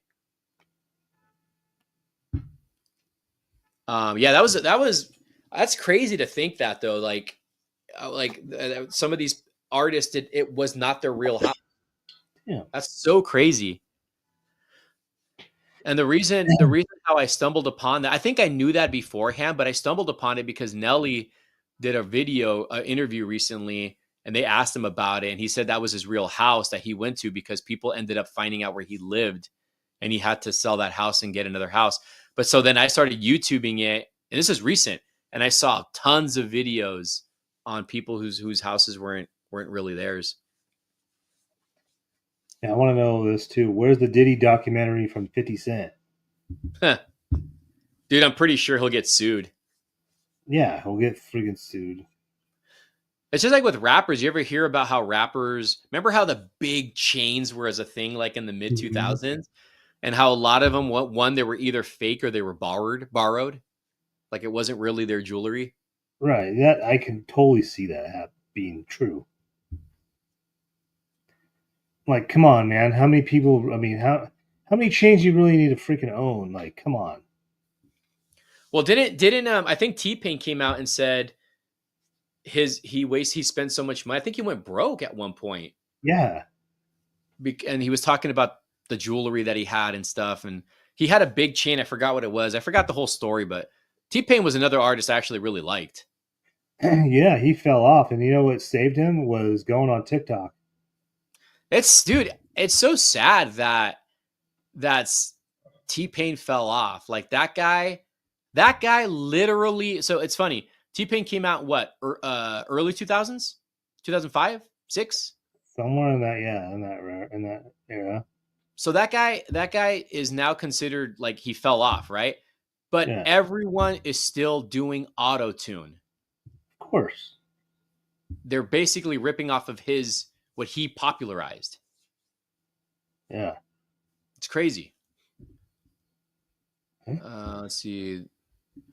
I just found out Scott Storch had to produce more Billboard. Yeah, Scott Storch did lots of hits, man. And that guy went broke too and came back. Ready to call it, Carlos? I'm getting tired. I can tell you're tired. All right, guys. Thank you for tuning in, man. This was a Oh fun one. yeah, This Celebrity Deathmatch. Ah, dude, I love that That was a freaking good one. That was a good one. claymation. Damn. All You right, know guys. they tried to rewrite that like how many times though? I did. I do remember that. I do remember that. But yeah, thank you. I know Carlos is falling asleep. So I am so tired. thank you I've been guys. up since 4 in the morning, so Dude, I haven't had a good night's sleep in 2 days. So I'm just like wide awake right now too. But yeah, thank you everybody for tuning in. We still have a good amount of people in the chat. So thank you everybody. This was yeah. kind of like a last minute thing. I mean, we were gonna do the pod anyways, but we had no real topic. So thank you Nope. everybody for tuning in. It was always nice chatting with everyone. And we'll be back next week, right? Yeah, we're trying to do better by being here every Saturday Bro, except for when we hang we've out. been consistent. We have been consistent this year. I think we were more consistent this year than last year. Yeah, and also we did WonderCon and we were supposed to do it. Tired, too tired. He fell asleep, and then I was like, I can't wait, stay awake any longer, and I fell asleep.